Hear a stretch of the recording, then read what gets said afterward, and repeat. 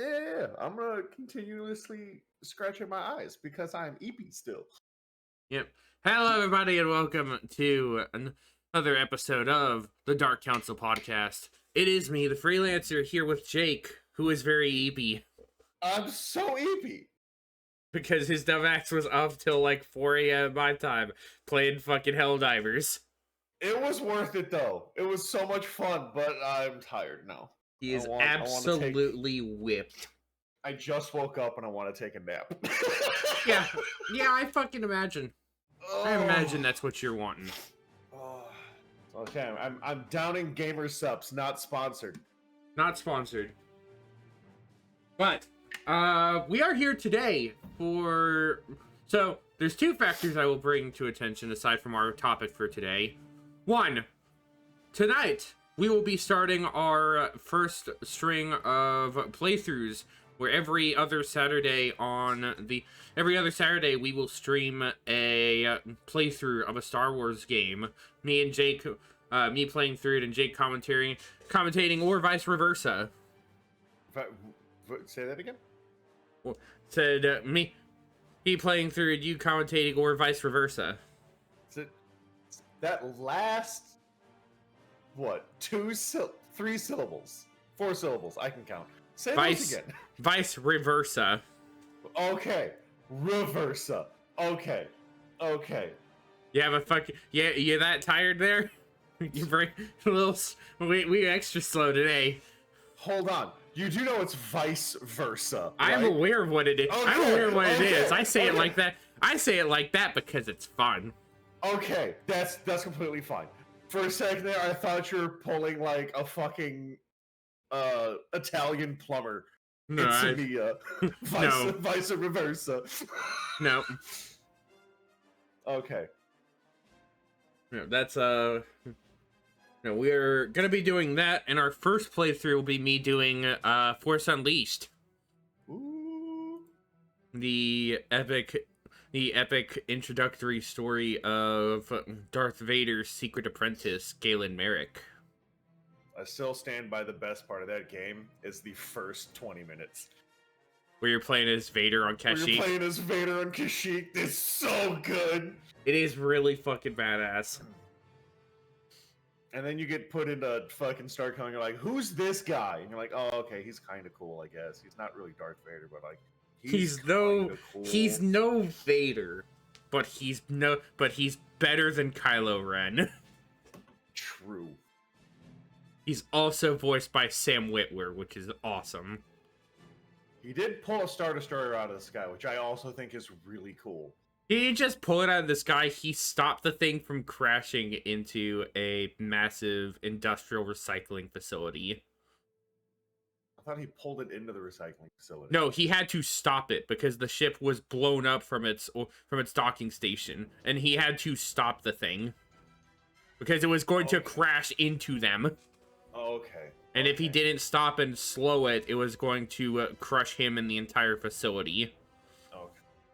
Well, that's not nearly as fun then. I thought he was like, oh, it's in space. He's like, get the fuck down here.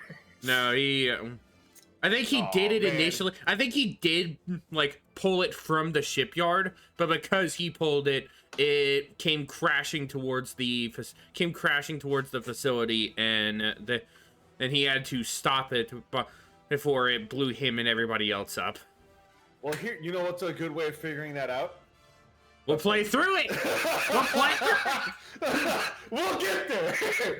Yeah, we're gonna do that one, and tomorrow we have our book club for Dark Disciples, the epic tale of Quinlan Voss and Asajj Ventress in their attempts to kill the separatist leader Count Dooku.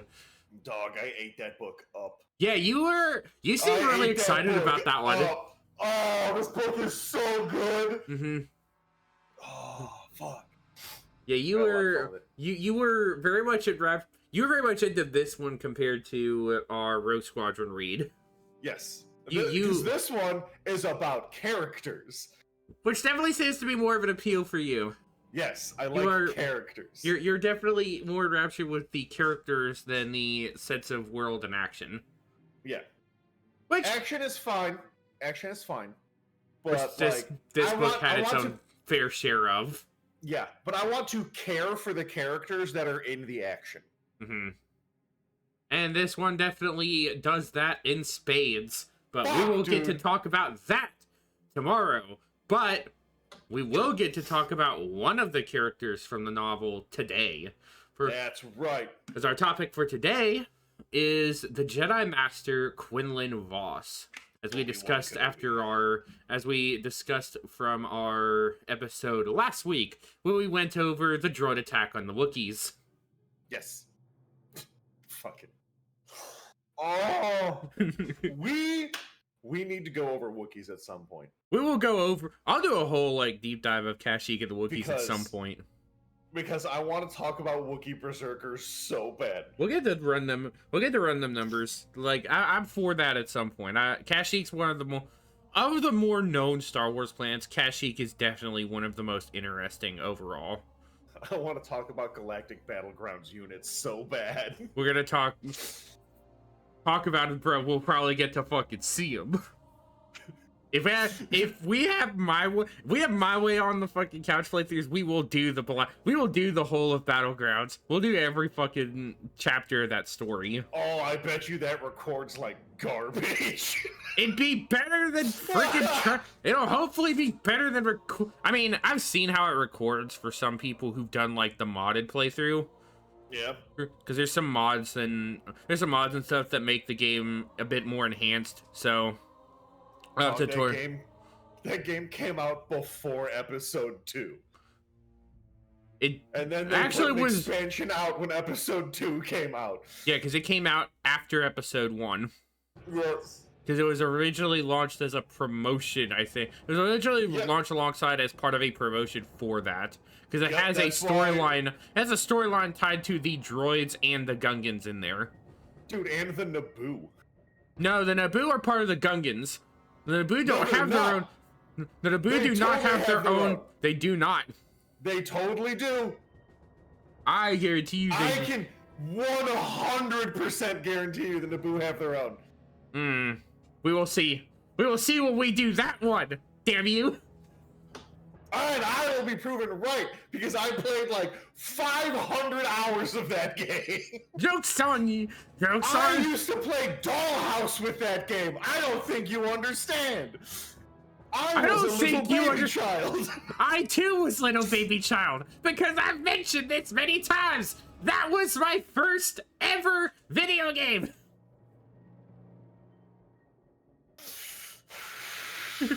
We can play this game. We can play this game forever. We can play, or we can go and talk about Quinlan. We can talk about Quinlan, but this isn't over. All right. So let's go ahead and talk about the epic Jedi Master Quinlan Vos. So is he epic though? Having actually learned both of his Legends and canon story, he's pretty fucking cool. Okay. He's pretty fucking cool. So we're gonna kind of go through his Legend stuff first, because a lot of it will play similarly into canon, especially when we talk about his moments in the Clone Wars. That's fair. But I'm trying to avoid doing a lot of the talk of the Legend stuff. I'm trying to avoid doing a lot of the canon stuff because we're going to talk about the Dark Disciple novel, and that's a good chunk of his story. Yeah, it is. And we've already talked about it once through Asajj, so I don't need to go through... I don't want to go through too much because a lot of the deeper parts cover Quinlan's part. Yep. So we're going to hold off we're going to hold off that bit of his canon story, and we're going to focus mainly on the Legend story, which is shockingly impressive how long he actually has as a spreadsheet. He's got an impressive little repertoire. His Legend service record kind of treads deep. And similarly to his story in canon, he did have that whole dance with the dark side a couple times. I mean, yeah, it's what he does. Yeah, so... It's what he does and how he do. So, Quinlan Voss, nicknamed Quinn by those closest to him, was a Kefar male Jedi master who, despite walking perilously close to the dark side of the Force throughout his life, served the Jedi Order and Republic in their final days of the Clone Wars. Born into the major ruling family on the planet of Kifu, Clan Voss had a potent possession and sensitivity to the Force, as a lot of his family bore the powers that he did of psychometry, a unique Force technique that allows the user to interact with an object and peer into the history tied to that object, seeing individuals who have come in contact with it, what they have done in the area around them. Just whole host of freaking crazy shit that ability does. Yup. Now, Voss's Jedi Master Thom, had discovered him initially on Kifu. And the way he discovers him in here is pretty freaking wild, because so, normally Jedi don't take Jedi won't take more mature younglings initially. They want to take infants. Want to take the infants because obviously the Jedi are fucking strange like that, and they want to impress upon their ideals so that they don't have to try to worry about them doing whatever later on. Which is why they were so reserved about Anakin joining when he did. Yeah. Voss is one of those weird oddities, because initially he did receive training from Thom and was trained on his home planet with his family. However, during a specific night, a mysterious murder would occur that would slay Voss's parents, and leaving Voss's great aunt, Tente Voss, was to basically take the reins of the planet, as when he was told to peer into the object that was supposedly tied to their murder, Voss was mentally shattered. Because you basically forced a young boy to witness the murder of his parents. Yeah. Yeah, psychometry is not the greatest. It's a double-edged sword. Yeah. As useful as the ability is, and as cool as it is very much a double-edged sword. That's why they tell them, hey, don't do it on weapons.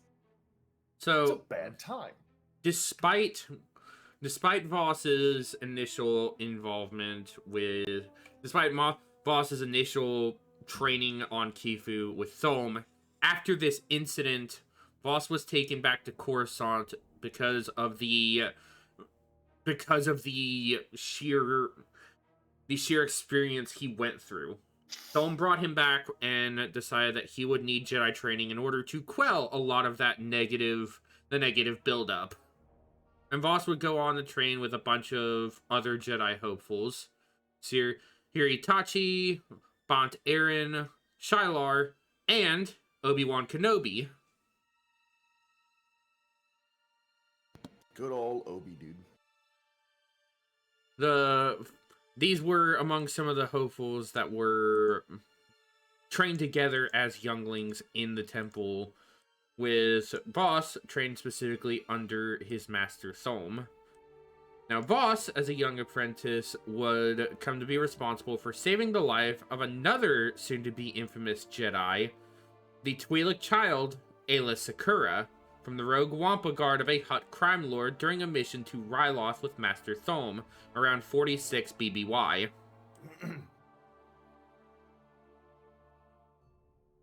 A quick and interesting little side note. Voss's encounter with Aayla here is something that will come up very deeply later, as when she's found later, they come upon a strong connection in the Force with her, discovering that she could, in fact, communicate with her in order to defeat the rampaging Wampa. Voss had managed to persuade Master Thulm into testing Aayla Secura and brought her back to Coruscant after passing the test and later becoming Voss's own Padawan. Hell yeah. Sometime later, Voss would fight alongside Thulm during a mission to Thyphera, and also involved in an event known as the Stark Hyperspace War, where he met and became friends with fellow Padawan Obi-Wan Kenobi. When the war was over, Thulm went away for a while, leaving Voss with Kenobi and Qui-Gon Jinn on Ragoon 6 to complete a survival training mission together. That's an unfortunate name for a planet. You and I both know there are worse names. I know, but all I can think of is Ragu. Welcome to Pasta Sauce 4, dude. Shut up. Oh, it's bad. Oh. Your brain may have rotted, but your sense of internet poison has not. Oh man. Yeah, so it would be during this little training mission that, while trying to best and show off Obi-Wan with different moves, Voss would come tumbling into the water, Kenobi jumping in after him to rescue him, but both coming to be saved by Qui-Gon Jinn during as they were being lifted from a vortex of churning waters, which they had become trapped within. And weirdly enough, Voss recalled later, as he was drowning, it had seemed easier to just let go, to surrender himself to a comfortable and very familiar darkness. Uh-oh. No. Wait, fuck. He's not... No, he's human. He is human. He's human. Okay. I think it was, no, little human boy, don't go into the water. Oh my god. The darkness is really bad down here. Was also during his time as a Padawan, Quinlan would come to form a romantic relationship with a fellow Jedi Padawan named Shylar, eventually breaking that off due to the tenets of the Jedi Code. Cowards. However, it would come back to haunt Voss during the Clone Wars. In 32 BBY, Voss would also would have recorded having been on Tatooine during an undercover mission around the same time that Master Qui-Gon Jinn found himself temporarily stranded there. Ooh. While both Jedi were in the settlement of Mos Espa, Voss witnessed an early meeting of Jinn and Anakin Skywalker, who Jinn would soon claim to become to believe as the Chosen One. Aayla Secura, who, as a 16-year-old Padawan, was working with Voss on Tatooine, later telling the Jedi Council that she and Voss heard about his death just before they left the planet. She reported that Voss regretted not revealing himself or contacting Qui-Gon, that if he had been aware of Jinn's plight, he would have undoubtedly aided him in reaching Coruscant. And here is kind of where I believe the interesting part of his story... This is the last little small bit before the interesting part of Voss's story occurs. So, following Kenobi's defeat of Maul on Naboo, the Jedi Council member Mace Windu speculated that the Sith had originated on the planet of Ziost, the ancient throne world of the Jedi's ancient enemy, the Sith Empire, and suggested Voss as a candidate to investigate his suspicions. Although the Jedi had heard rumors of the Sith's survival under the mysterious rule of two, a tenet limiting their numbers for reasons of secrecy from the cultist Kib Jeen, the events on Naboo confirmed the truth for the skeptical and cemented for Voss the importance of fighting the Sith. Jump ahead another year. After the invasion of Naboo, Voss suddenly found himself inside of a burning building on Nar Shaddaa, with no memory of who or where he was, nor what he had been doing. On Nar Shaddaa, that's a rough place to wake up. Especially when you don't know where, what, or who you are. Yeah, that's not great. He was able to escape to the roof, encountering a small group of bounty hunters upon doing so. After instinctively force pushing them off the edge, sending them to their deaths, Voss dove into one of the many dark alleys of Nar Shaddaa, encountering another individual, a Deveronian smuggler by the name of Vilmar Grark. That's a Star Wars ass name. Actually, that's a D&D ass name. Yes. That is a fictional ass name. Hello, I am Grark. Yeah, sure you are, dude. You look like a Grark. Is it Deveronian? Probably. Your mother have relations with a Gundark, dude? And then he kills you. The pair, using a commandeered speeder bike, would find a place to hide away, avoiding assassins at every turn. Vilmar, or as he tried to get Voss to call him, Villy, a common nickname he seemed to be referred to as. Oh, why would you want to be referred to as that? That's awful. I don't know. Explained to Voss that the local criminals had made bets based on how long Voss would survive on Nar Shaddaa, knowing of his Jedi origins and his own amnesia. Once the pair were safe, Villy put his blaster to Voss's head and pulled the trigger. But it turned out that Voss had switched the weapon's power cell. His powers having forewarned him of Grark's betrayal. Voss kicked Grark to the ground, and after grabbing the blaster and switching its power cell once again, demanded Grark tell him everything he knew, or he would kill him. Before he was able to do so, however, two beings carrying lightsabers walked into the room, claiming to be Jedi. Grark told him that they were, in fact, bad boys, and with that, the two attacked. Voss instantly killed one with Villy's blaster, then grabbed his downed opponent's green lightsaber. As it touched his hand, visions suddenly flowed into his mind, including that of his Padawan, Aayla Secura, and his own name. With a great deal of his power returned to him, he quickly killed the other lightsaber-wielding foe.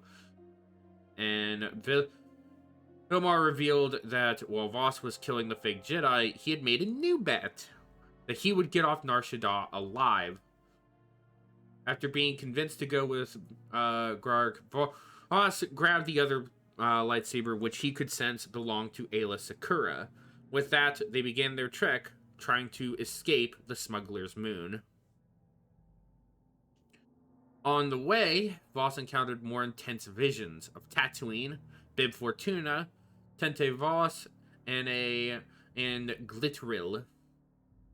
Primarily, after learning Grark knew of Bib Fortuna and his possible whereabouts, Voss quickly convinced him to help find the Twi'lek, and, knowing they could never leave the moon until doing so, Grark agreed. Voss and Grark located the Twi'lek, and the Jedi asked Fortuna aggressively what Glitteril was. Bib only revealed that someone in a high position on Coruscant was behind it all before a group of guards burst into the room. Voss and Grark can't catch a break. Nope. No, he's caught in the meat grinder here. Oof. Voss and Grark quickly dispatched the guards, though Fortuna was able to escape during the melee.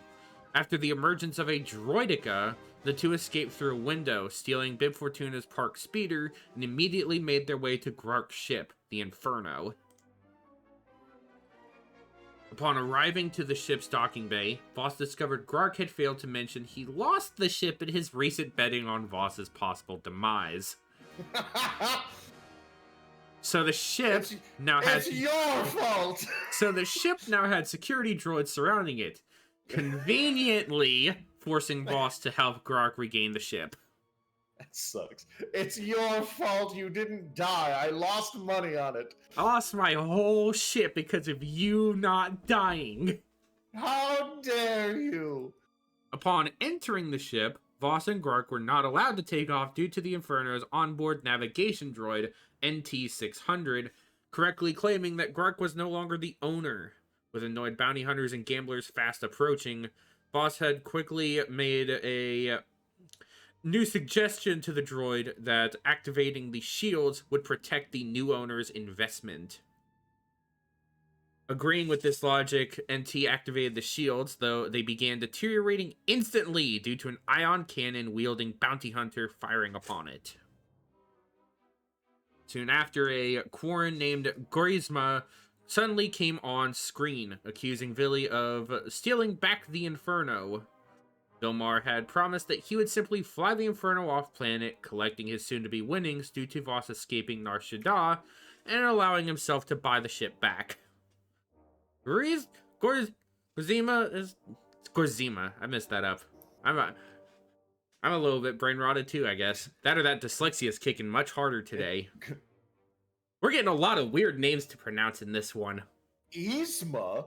Gorizma, I think it's Gorizma. I'm having a fucking dyslexia moment. Oh, I liked Gorizma better.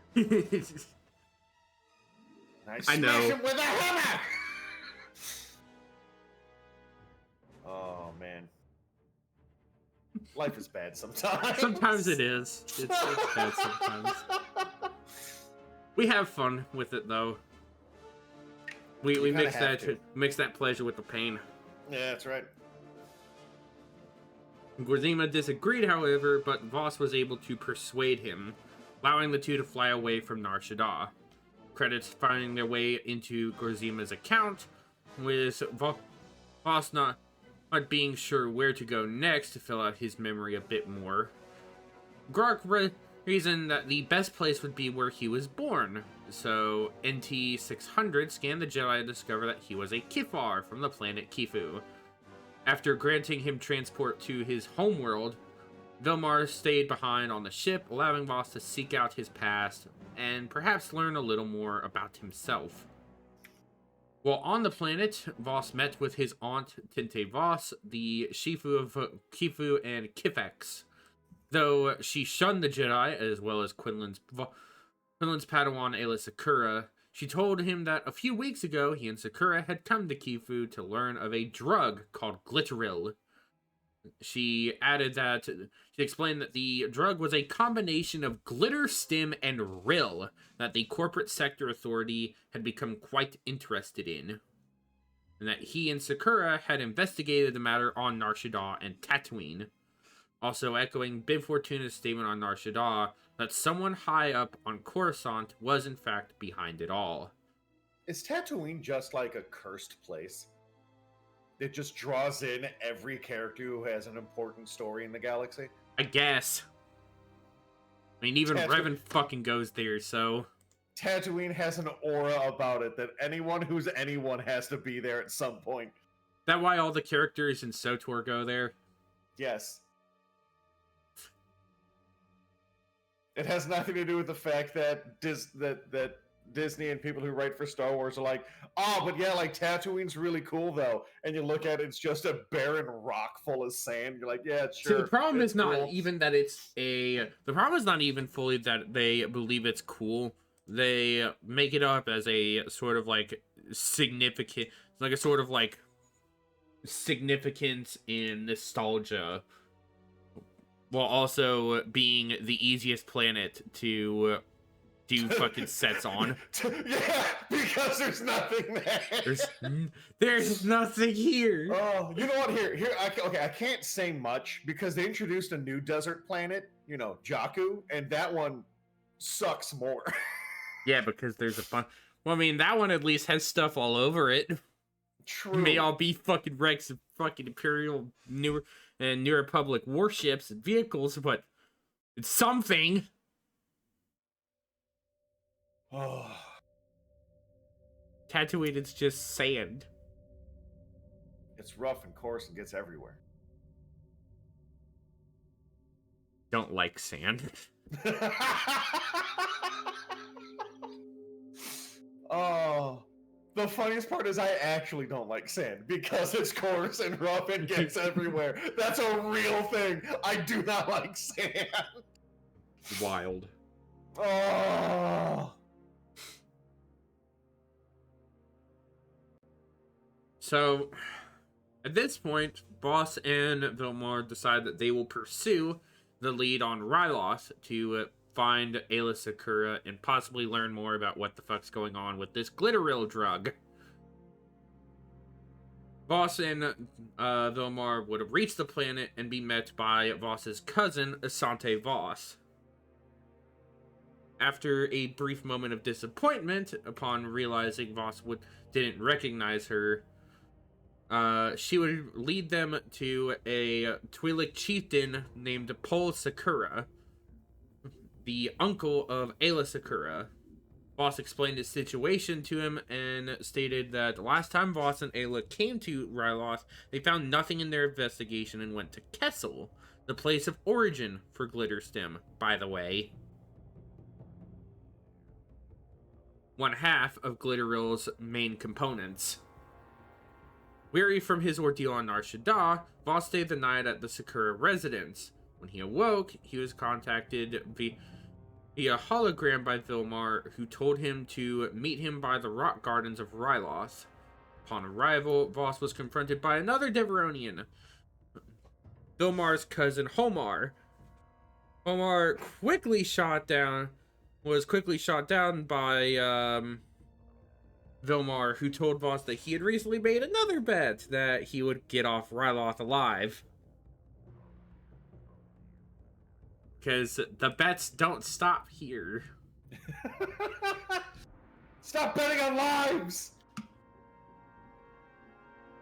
Voss wasn't ready to leave just then, as the two would come to investigate a nearby cavern.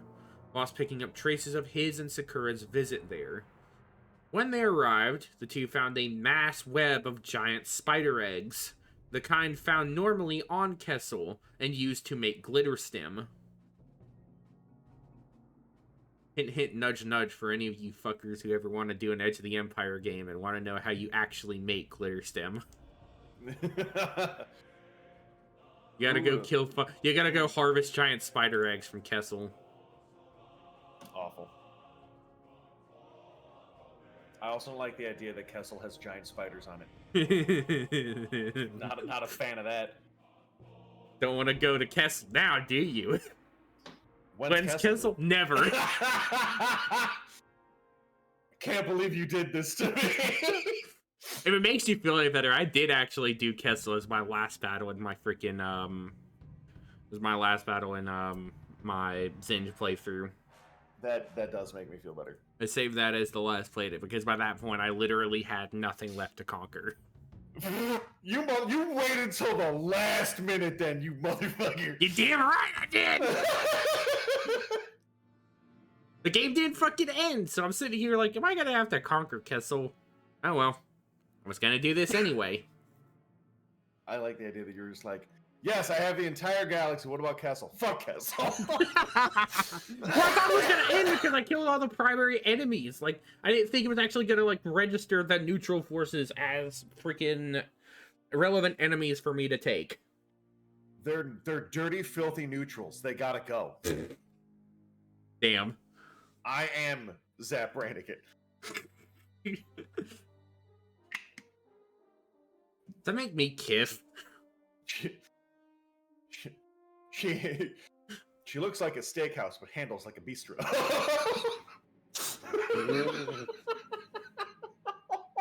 Oh my god.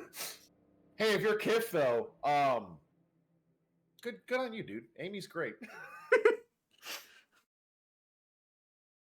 Meanwhile, I just get gut punched by a Cyclops all the time. Cyclops and various other aliens. Yeah. I get gut punched by everybody. Oh man, Zap's the short end of this stick. No.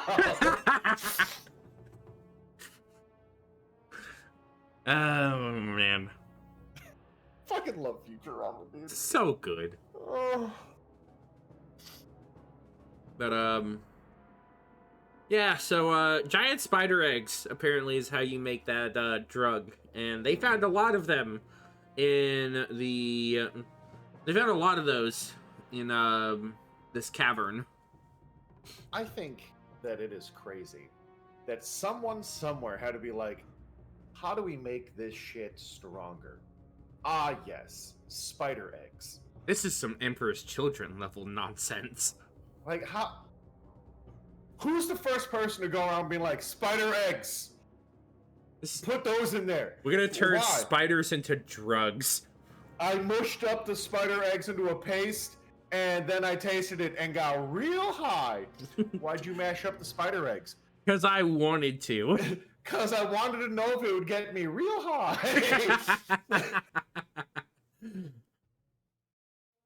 That's like the people who are like, I lick everything just to see what it'll do. You're like, you're a freak. Well, the spiders would soon come out of their resting place, resulting in Vilmar being knocked down a pit. Though being able to survive his fall down the pit, having landed on a spider web. And these being giant spiders, that's probably really good cushioning. True. However, you landed in a spider web. Spiders make those. And as they are being assailed by the newly hatched spiders, Boss's cousin appears wielding a blaster and proceeds to shoot him in the back.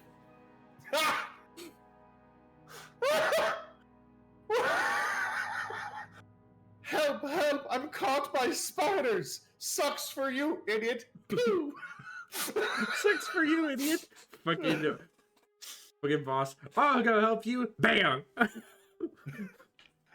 Don't worry, I'll make sure the spiders don't kill you. Don't worry, I'll make sure. Don't worry, I'll make sure. Kill you. Don't worry, I'll make sure you aren't lonely down there. Bam. Sucks.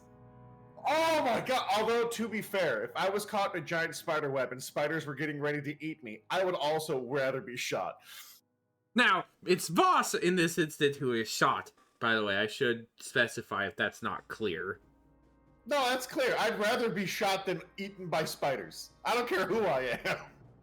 Now, at this point, Asante explains that he and Sakura had managed to uncover the whole Glitteril operation, and that with hers and Paul Sakura's aid, they had overdosed the two on Glitteril to wipe their memories in the process, protecting them from the higher-ups behind the scenes.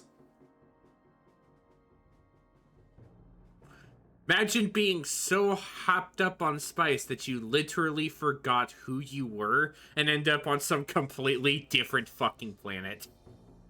I can only think of how that would have affected, what's her name?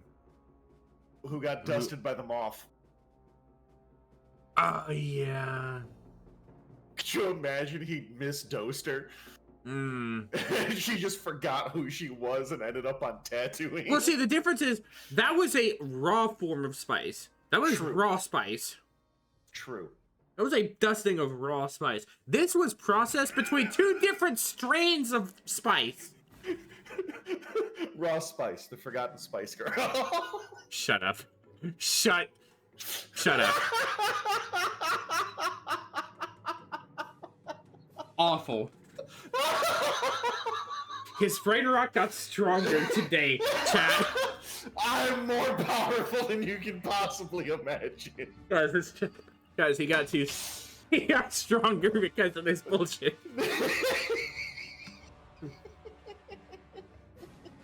Oh no!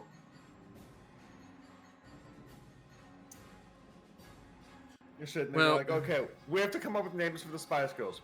Baby, Sporty, looks at you, just goes, raw.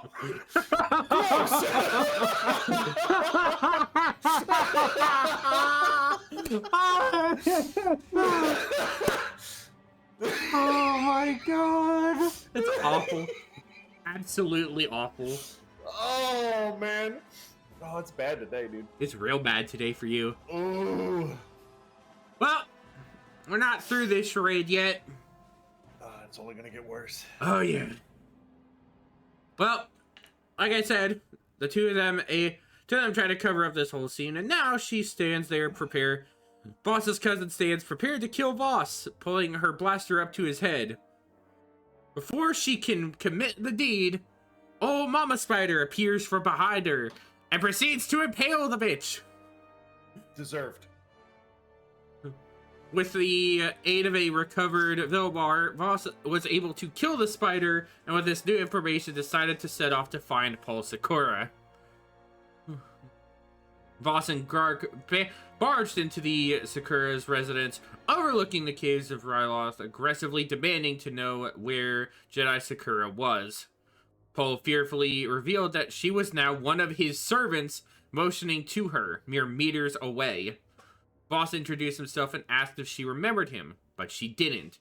He handed her the lightsaber and encouraged her to ignite it. Even when she did, she recalled nothing.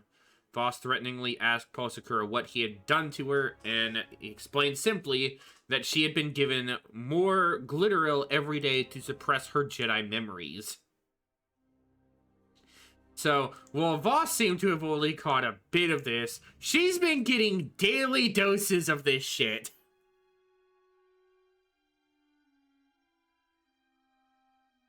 Voss proceeds to now interrogate Ayla's uncle with Force Lightning. Why would you need to make a drug that is so powerful it makes people forget who they are?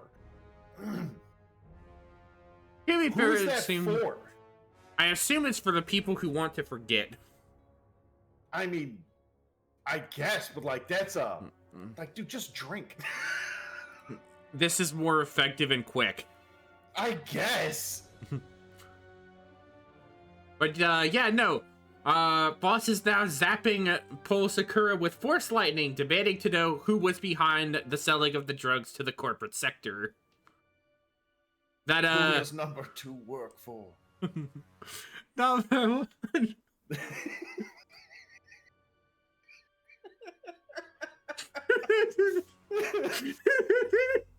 Force lightning, and by force lightning I mean swirlies.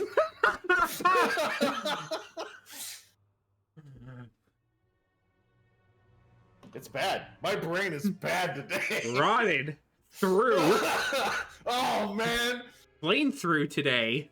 Oh dude, gray matter? Nah, dude, it's all black. It's just crunchy up there. You were roasted up that way. Oh my god. Like that, like a frickin' gas station hot dog griller that's been left on the roller too damn long. Yo, why is this hot dog crunchy? Oops.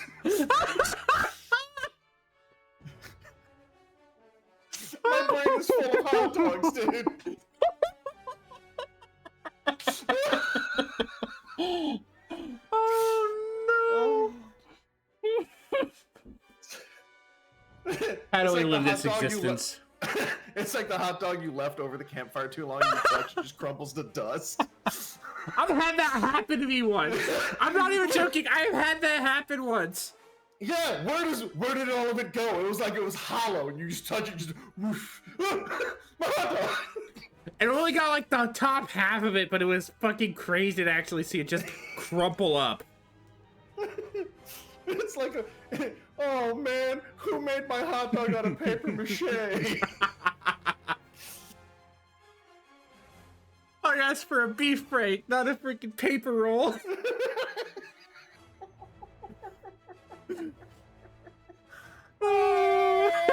This podcast was a mistake. This is great. No, this is awesome. We need this. I have to, because if I think about the story too much, I get sad. So.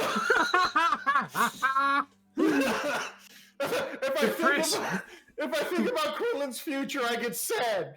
Depression. Crippling depression. I have crippling depression. I have osteoporosis.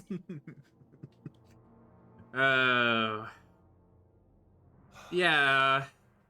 So, through the intense burst of forced lightning rippling through the poor Twi'lek man's body, eventually he reveals who the mastermind is. The Rylothian Senator Chomfrey Ka. Now that's a Star Wars ass name.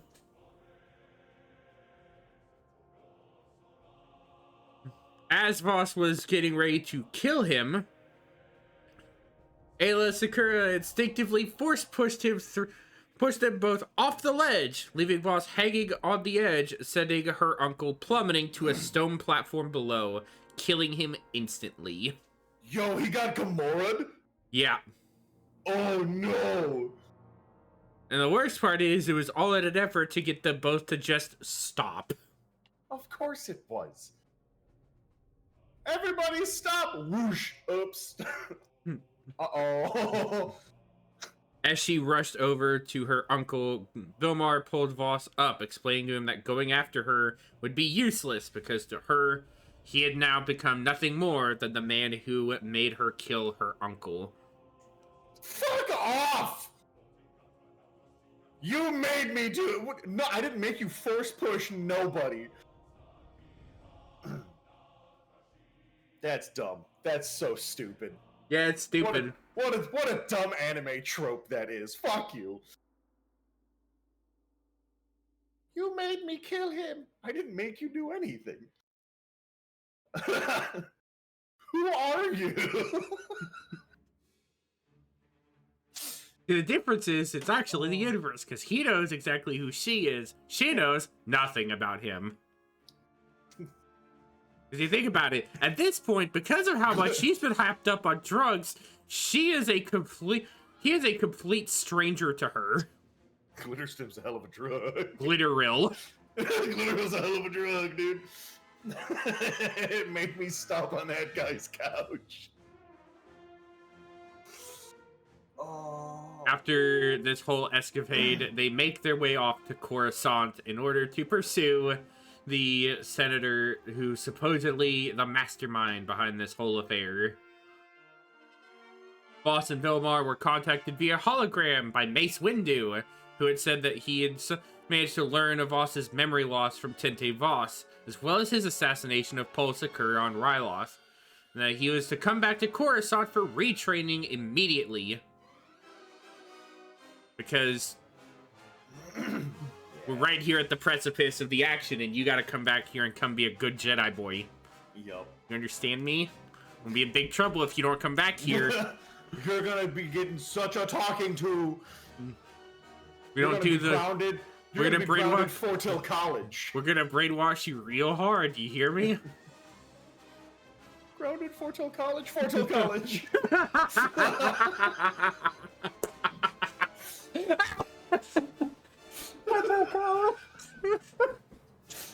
Oh my god. Oh.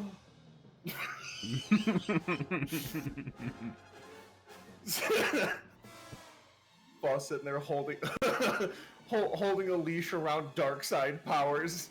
What you got there? Smoothie. Boss would be the motherfucker who does that too. Oh man. Boss, being the good Jedi boy he is, knowing that he should just go back, decides to cut the transmission and then decides to head out after the senator anyway. You come back here right now, mister. No! Fuck you mean no? Fuck you mean no? Click. Hangs up phone. The pair of them proceed to land in the underbelly of Coruscant, where they are unsure of where exactly to find the senator. And without warning, once more Voss takes another shot to the back from a stun blast. Cause of course he does. Because when he awakes, he finds out that Vilmar has been helping the senator the whole time. Of course he was. Because ultimate tropes. Tropies. Why are tropes so bad, dude? Because they're easy to play up, and sometimes they're entertaining. I guess. I can't say shit. I'm a sucker for tropes as is. I can't say shit. You can't say nothing. Tropes are dope. I'm a sucker for well-played tropes. I'm meh. That's fair. That's fair. So, yeah, no, the entire he learns that the senator has been having Grark move all of the goods, the spider eggs from Kessel to Ryloth, moved Voss from Ryloth to Nar Shaddaa after wiping his memory, and this would not be the only betrayal Grark would make today. As in a memory gets wiped is fucking insane. How does the brain still work? Star Wars logic. Probably. I mean, in Voss's case, it's because he has the ability to just relearn his memories. Yeah, he can just touch anything he owns and be like, ah, yeah, right. All right, that happened. Right. Okay, I get it now. Voss has a cheat code specifically against mind wipes. I mean, that's a good way of fucking doing it. Being able to just see your own memories is a really good way of being able to avoid that. Or even to recover from it. It's a really good... That's another one of those, like, psychometry is really fucking powerful. That's a power that is... That's a power that is... underwhelmingly utilized in Star Wars, especially in canon right now. There's maybe 2-3 Jedi actively we know that practice it in canon. Quinlan Voss, Jero Tapal, and Cal Kestis. Oh, I forgot Cal could do that. Yeah. Oh my god. Awful. Mm-hmm. Which is even wilder, because you'd think that him learning psychometry would have tied him to somebody not being an original character, because Disney can't fucking seem to pull that shit out of their ass. Yeah. Can't seem to not cling to the idea of marketing. Disney sucks. Old character good. New character good-er. New character gooder than old character. Kill old character. But, yeah, Bill Maher has done, his fair share of betrayals over the course of this little venture, and he's not done yet. Because he decides to play that last gamble and toss Voss's lightsaber to him. Okay. Allowing Voss to free himself and attack the Twi'lek bodyguard's battle droid guards. As Voss had managed to destroy the droids and reach the senator. Just before he was about to kill the senator, Mace Windu interrupts the whole scene, telling Voss that to kill him would be to succumb to the dark side of the Force. Voss, however, while initially thinking on those good boy thoughts, just like, nah, and just decided to kill him anyway. But he would have to best Mace Windu in a duel first, as Mace Windu interrupted the action yet again in order to force him to bring down that aggression, essentially. Overwhelm and restrain, essentially.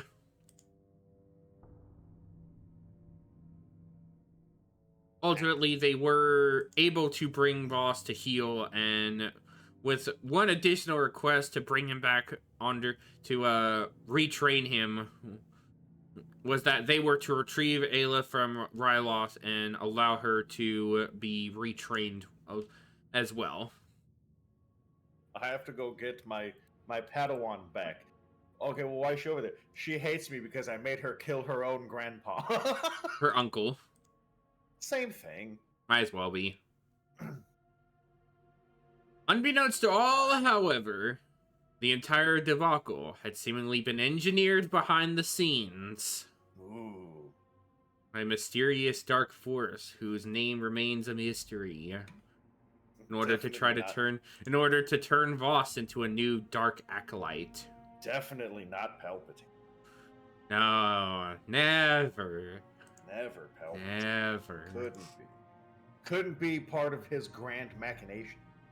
Now, following Voss's retraining, he would be sent on a mission to investigate he'd be sent to the mysterious world of Dathomir. Investigate the local witches, following reports that they had something to do with the planet Ova, mysteriously vanishing from the galaxy entirely. How do you lose a planet? I don't know, let's ask Darth Nihilus.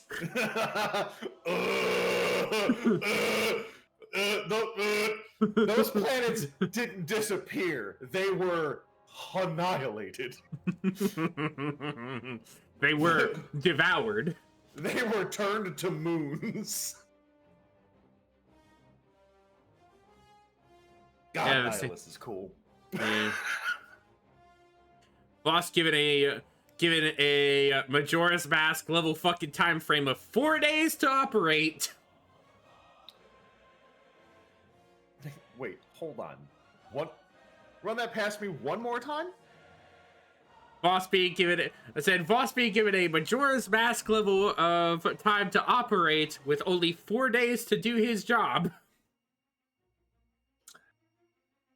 I see. Voss, wait, hold on. Since Voss lost his memory, he's actually just Link wearing the dumb mask. He's just Deku Kid. See? He gets it. He gets it, chat. Oh, he gets my joke here. It sucks. I hate it here. Voss proceeds to fly towards the planet's orbit and activating the ejector seat in his starship once entering the atmosphere, allowing himself to crash down into the forest below. Don't ask. I don't know. This is... Oh no! He's just that one YouTuber who jumped out of a perfectly good airplane. Oh man! Why? Just land it. Why? Don't. Don't go into detail. Somehow. Quinlan Voss hit the ground. Well, how did it happen? Don't worry about it. Eventually, he is captured and taken into slavery by the Dathomirian Night Witches, and would come to be introduced to a given man named Yag Shushin. Oof. That's a name. That's a rough one. For quickly being reprimanded by one of the Dathomiri slave masters for fraternizing with other slaves. Sucks! Voss, hoping to find out what exactly they were doing with this excavation, told her to burn in the higher rings of Fornax, causing her to angrily attack him with the force pike.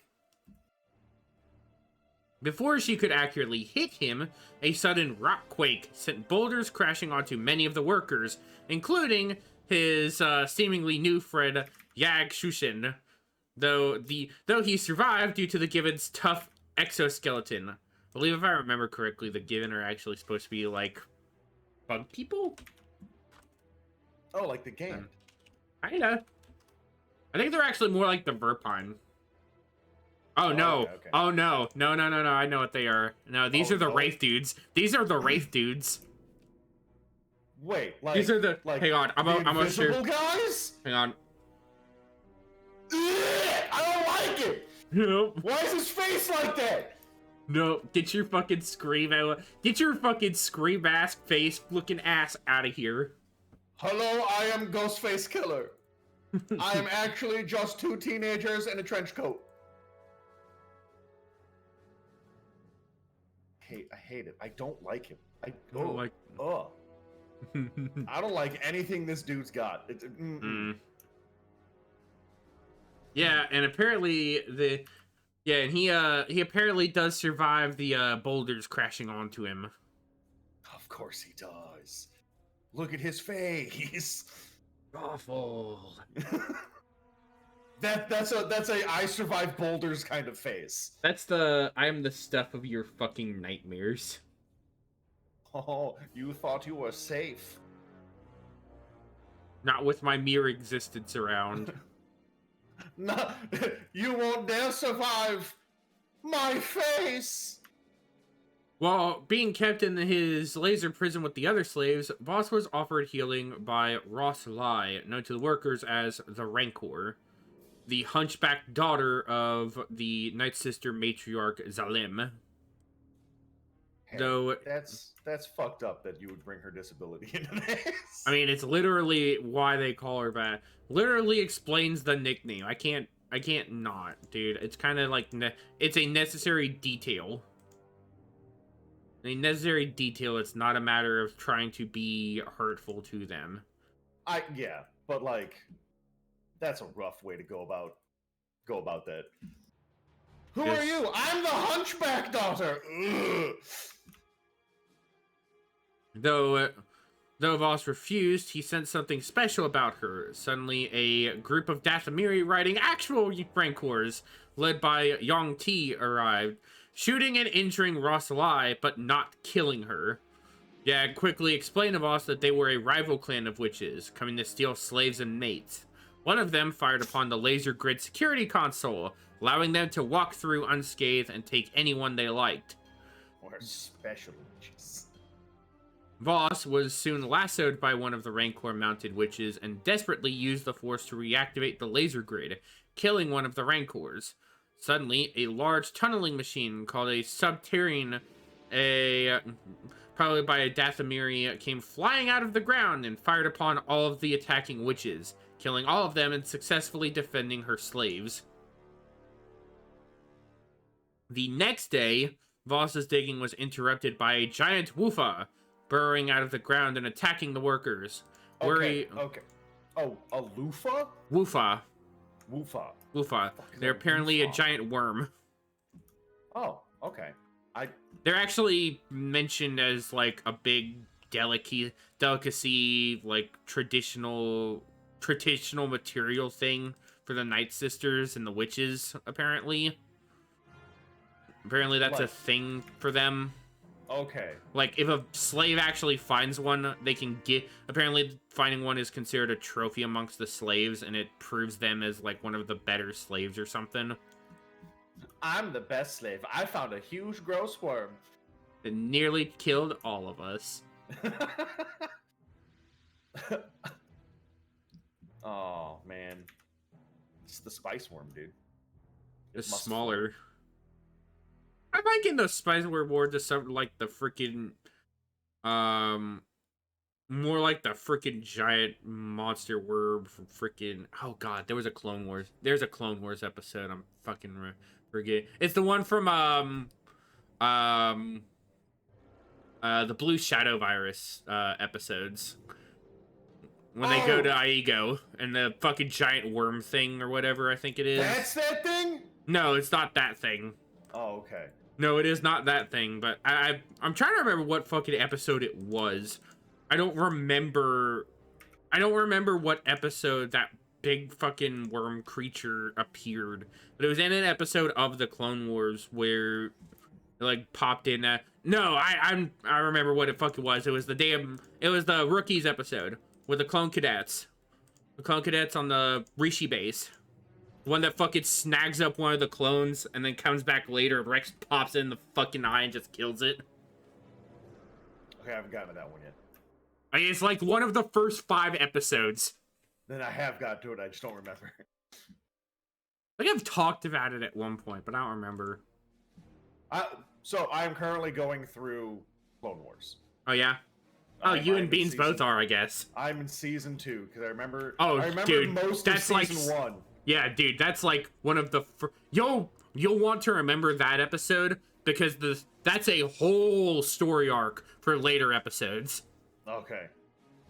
That sparks an entire story arc for later episodes, which is actually one of the best fucking story arcs. If you like character shit, that's one of the ones that you should definitely pay more attention to, because that's a good damn story. Okay, so what I'm hearing is I will just wait for Wolf Yularen in the last time to tell me all about the worm again. You're gonna find out. You're not gonna find out about the worm, but you're gonna find out about the. You're gonna find out about the clones in that one, because they're a colorful bunch. They were, at least. That's fair. What do you mean they were? Don't worry about it. What do you mean they were? Don't worry about it. Too late. I'm already worrying. Don't worry about it. But Voss proceeds to using being a bit secretive and allowing his weapon to be freed, would dive into the massive worm's mouth and stabbing into its heavily exposed brain with his glowing green blade. The only witness being Shushin, who didn't say anything about it. Upon hearing of Voss's accomplishment, Zalim promoted him and Shushin to Lizard Keepers, Guardians of the Qui, a blue saurian species native to Dathomir. So not a weird blue, well, I mean, technically, yeah, I guess a weird blue alien, but doesn't get blown up by They're not blown up by monkeys. They are also lizard people. What is Qui? Isn't he a lizard person? I don't know how Toriyama does his fucking lizards. I don't think Qui was a lizard. I don't think he was a lizard at all. I'm pretty sure he was just a weird purple alien. He was because I know he wasn't fucking he wasn't one of the demon realm aliens that fucking slipped off into the void. Because apparently that's a thing. You mean BoJack? I don't remember if BoJack had pointed ears or not. He did. Did he? Yeah. Oh shit. Yeah, then BoJack and his crew may have actually been I think they may have actually been Demon Realm they may have actually been Demon Realm inhabitants. Yar. Yar. I love the fucking TFS BoJack so fucking much. I'm so sad that they never actually did that movie, because BoJack is one of my favorite movies. Dude, okay, have you been watching Hiffle? Oh, dude, always. BoJack's in Hiffle, dude. I know he is. It's so good. I love they also fucking gave us some like explanation a bit that the events of the BoJack movie do occur. They just happened off screen. Yeah, it's so good. Oh man. Because there's a whole fucking joke about... They made a whole joke in the latest episode about freaking Zanya and BoJack having this fucking duel between each other as rivals, where she's shooting at him with dodgeball cannons and he's shooting at her with dodgeball cannons in the houses they made as ships. Oh. So good. Love that shit. So good. I want them to make a fucking continue. I want them to continue Boo. I want them to play through that whole story. Yeah, they won't though. I know they won't.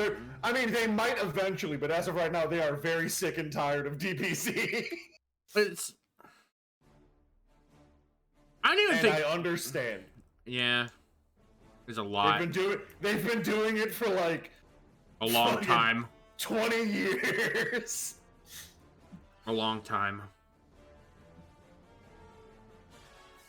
So, like I said, Boss and Yogg end up being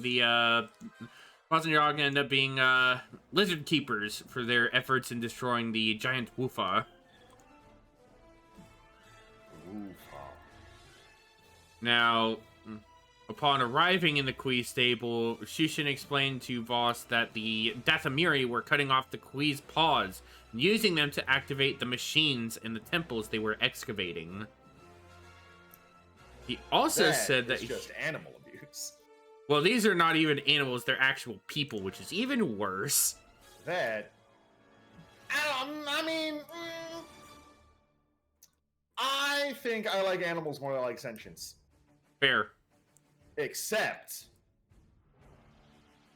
for big spiders on Kessel. They can go away. They can go anywhere out of existence. They don't need to be here. He also explained that that he knew where the witches kept their subterraneans and could easily pilot them, apparently.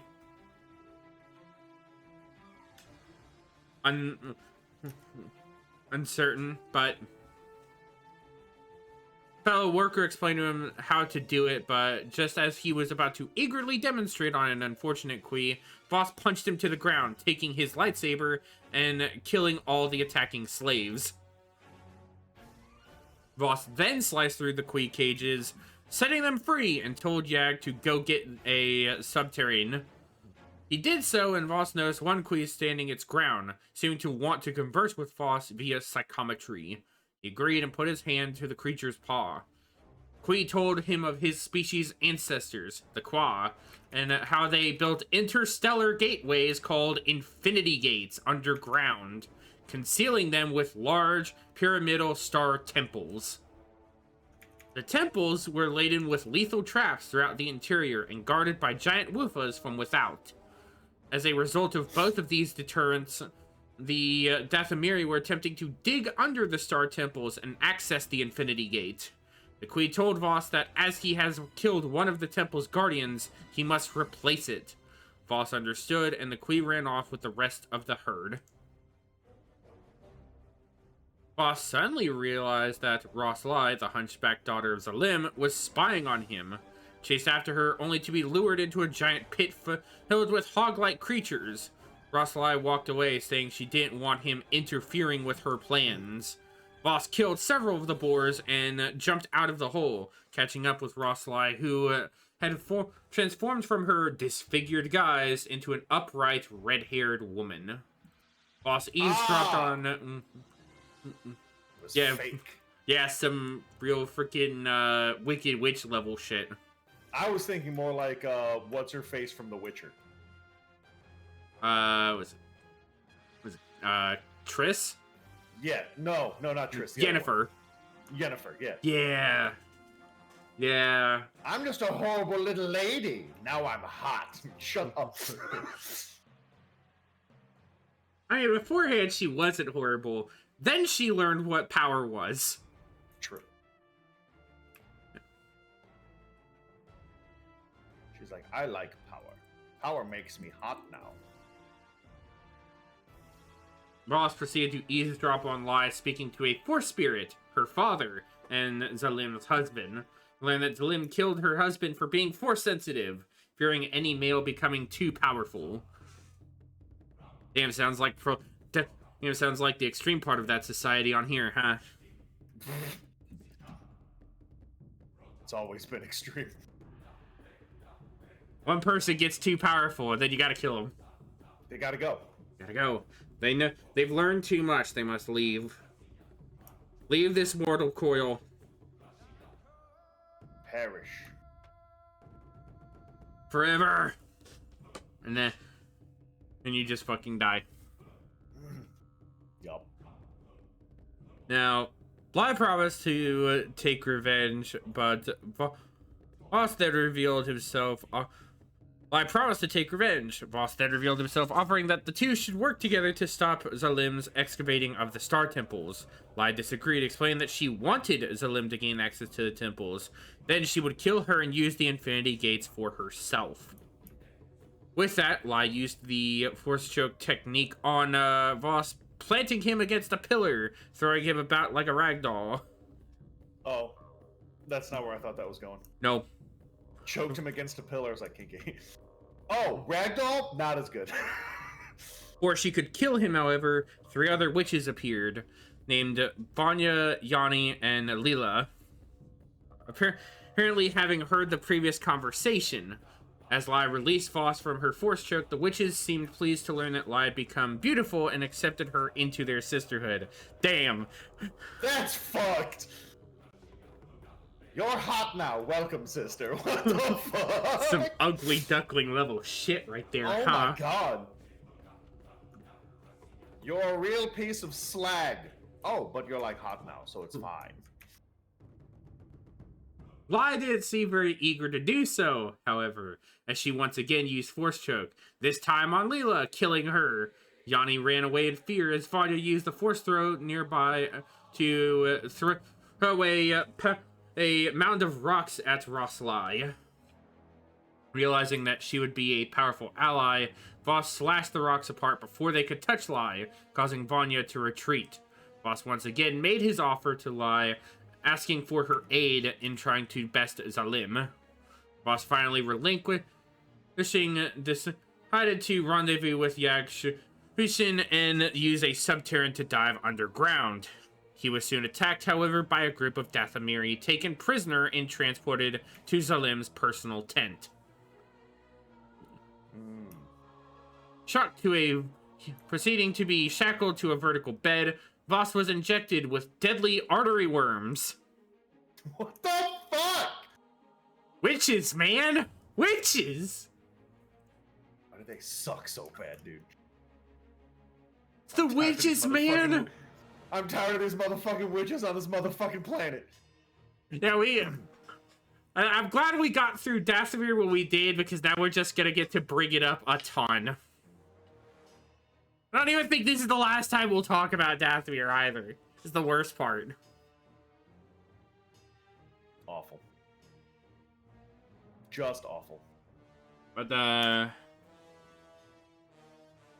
before the worms could take full effect within Voss, Roslai arrived, closely followed by Yag in a subterrane after dispatching some of Zalim's guards.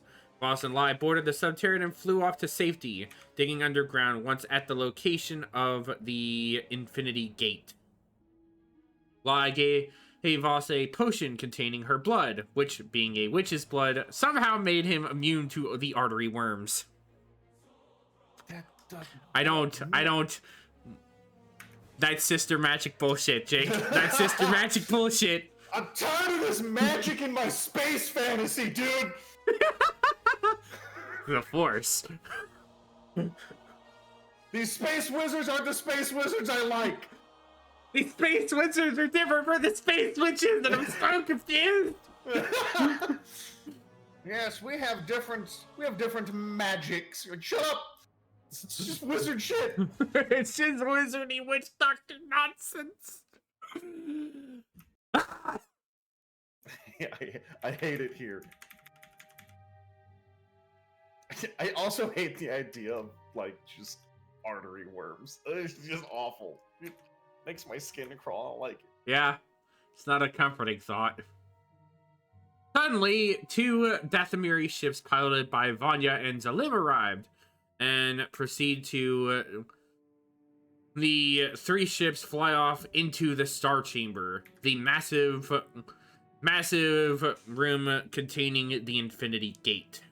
Firing upon Voss's subterrane, Vanya knocked back Yag roughly in shattering his exoskeleton, killing him. So Yag is now officially dead. That's rough. Anyways. That's fair. Voss took revenge for his friend, blasting relentlessly at Vanya's ship, destroying it in a ball of fire. They were a tad too late, however, to kill Zalim, as she had docked with a control station and, forcefully using a captured Quee's paw, activated the Infinity Gate's weapon systems, aiming it and attempting to fire at Coruscant, the heart of the Republic. With only 1 hour to spare, the moon is soon going to come crashing down. I mean, the Republic's capital would be Dawn of the final day. No, dude, we're on like the last hour. We're about to have that reset moment if he doesn't do something.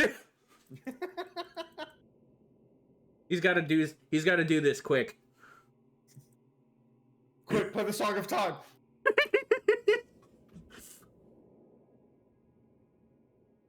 Yeah, they do eventually dock up at the station, claiming to be holding Voss as a prisoner.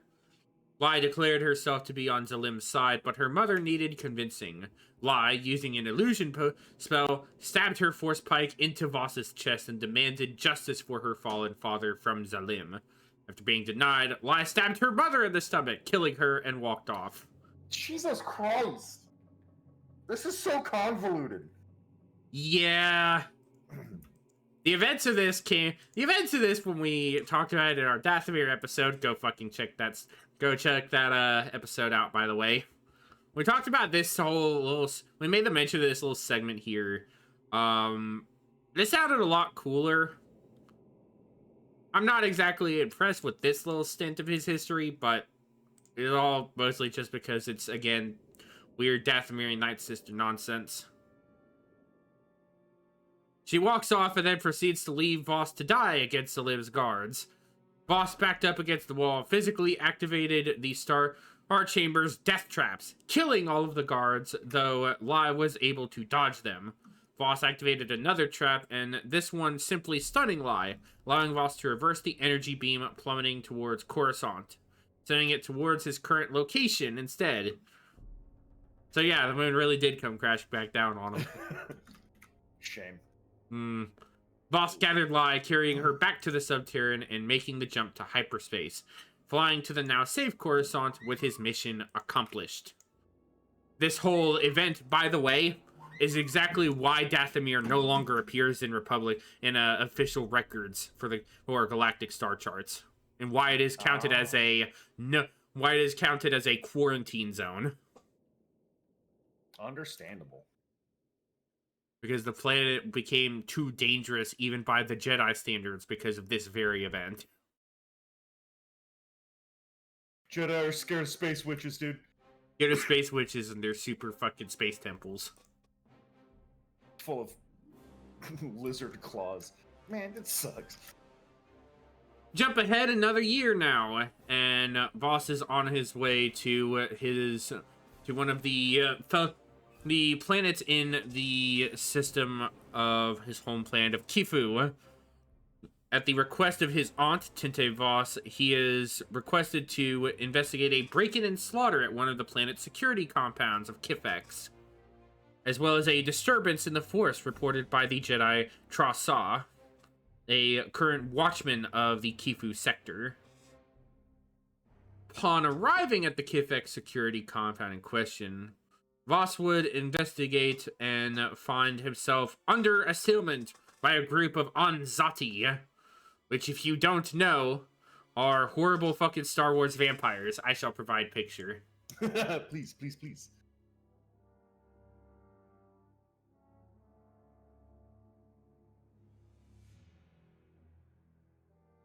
Because I also want to get that guy farther away from me.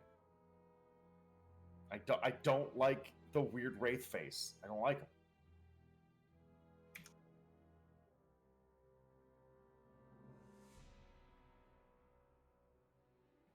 Ew. These might be worse. I don't know about that, but they're not great. They're not better. No.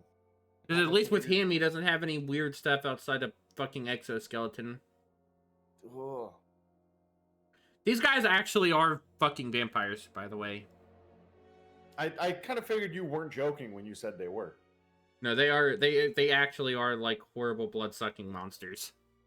I don't like the weird little face things. Yeah, it's how they fucking suck your blood. Awful. I don't like it. Why can't we just have regular vampires in our space fantasy where they just chew on you a little bit? Why do they gotta have weird face proboscises that they jam into your cheeks, I guess? I don't fucking know how that works. Assuming into your throat is how it's actually done. I was really hoping it wasn't the eyes and that they were brain-sucking monsters. No, they are definitely blood-sucking aliens. I don't like them. They are the closest you can ever get to vampires in Star Wars. They're literally even referred to as vampires. don't like. Now, Boss is left to fend off a massive swarm of these blood-sucking monsters until his former Jedi Master Thom appears, having been sent by the Council to watch over Voss. The pair of them able to send the Anzati pack running. Though Voss did not initially remember Thom due to his recent amnesia, he recognized him from the files in the Jedi archives. Thom and Voss both sensed someone hiding in a nearby storage compartment, and upon discovery, we find old Villy hiding out, rather glad to see Voss. Once again, in the Deveronian's company, Voss had a... Voss seemed to have a less than mutual response, as he gave old Vilmar 2 punches and a kick for killing several Jedi a few years ago. 2 punches and a kick. Very specific. Yeah, that was a very specific remark. that is a very specific punishment for killing Jedi. I mean, I imagine it was just he didn't actually want to kill him because he did help him, but it was still like, fuck you anyway kind of reaction. Which, I owe you 2 punches and a kick. What? Which is even funnier considering it was something Voss had only recently learned. Oh. Before Voss's actions became too hostile, however, is when Thom warned him that killing Vilmar would only lead to the dark side. Once again, Voss reluctantly agreeing instead of just kicking Vilmar's fucking face in. Putting his horns where his teeth were. Killing them will lead to the dark side. Well, fucking, it better. They gotta go. Vilmar explained that he came to Kifex smuggling blasters, but was arrested by the local guardians and imprisoned on Kifex for his actions. Unsurprising.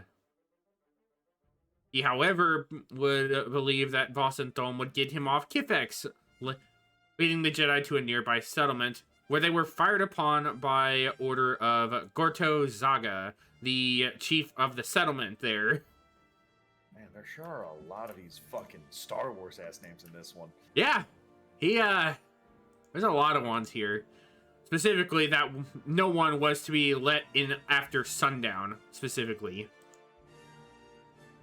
was the reason they were fired upon. The Jedi and Vilmar were able to survive the blaster fire, however, and with a cautionary mind trick from Thom, were soon inside the settlement, and Vilmar arrived at Vilmar's hiding place. After receiving a moment of respite, Thom showed Voss a medallion that once belonged to his mother, Quinlan Voss. Upon touching the medallion, Voss once again was re-ravaged by the memories of his parents' murder. However, now able to discern more details from the scene, he learns that the Anzati were responsible for his parents' murder. Of course they were. Look at them. I would have blamed them right off the bat. Second I saw them, like, oh, you know what? Fuck it. You guys did it. His parents, apparently having intercepted an Anzati ship, attempting to come to Kifex, only to get boarded and attacked by the Anzati in doing so. The aliens sucked the essence from Kion and his father Petros, draining them of their lives. Thom recounted Voss's youth to him and said that witnessing the death of his parents as a child caused the darkness within him that, due to his amnesia, Voss had to face his mother's death once again to quell the darkness within him, serving as a sort of ultimate trial to overcome his darkness. Voss knew that his aunt had shown his parents' murder to him to turn him to the dark side, thus making him useless as a Jedi, as he claimed, hoping to bring him back to Kifu as a guardian. Don't know why, but I guess that's what they did. Guess that's what she wanted. Eventually, they arrived at the Black Hole Cantina in the town of Dead End. Voss, Thom, and Vilmar watched as a Jedi Master named Zhao concealed himself as a personal chef of Gorto Zaga, the Aquilist chief of Dead End. Following Zaga disapproving a meal prepared by Zhao, Zaga's men opened fire on him, forcing himself, Voss, and Thom into battle. Seemingly from nowhere, in the army of Anzati, led by Ayla Sakura, who had recently been turned to the dark side by a man named Wolf Karko, attacked the Black Hole Cantina, forcing the Jedi and Gorka's men into a defensive position. Yeah, Voss isn't the only one turning to the dark side in this story. Oh my god. Insane. Voss, consumed by feelings of fear and rage brought on by his parents' death, was attacked by his former Padawan, as the Anzati began wrapping the Black Hole patrons in green webbing. Yeah, that's a thing they can do as well. These guys get more Gene Stealer-like every day. God, it's bad. It's bad. Sakura managed to flee to the roof of the establishment, and Voss, against Thom's advisement, otherwise gave chase. When the two met on the roof, Sakura said that she would kill Voss for killing her uncle Pol Sakura. So yeah, vengeance trip. Ugh. Oh! But not yet. Proceeding to jump on her Bothwa, which I guess is like it's a manta ray-like creature. They're like giant manta ray creatures. That's weird. I'm gonna share an image of that. I'm gonna share an image of this. This is weird. They're kind of neat, but I don't know how I feel about it.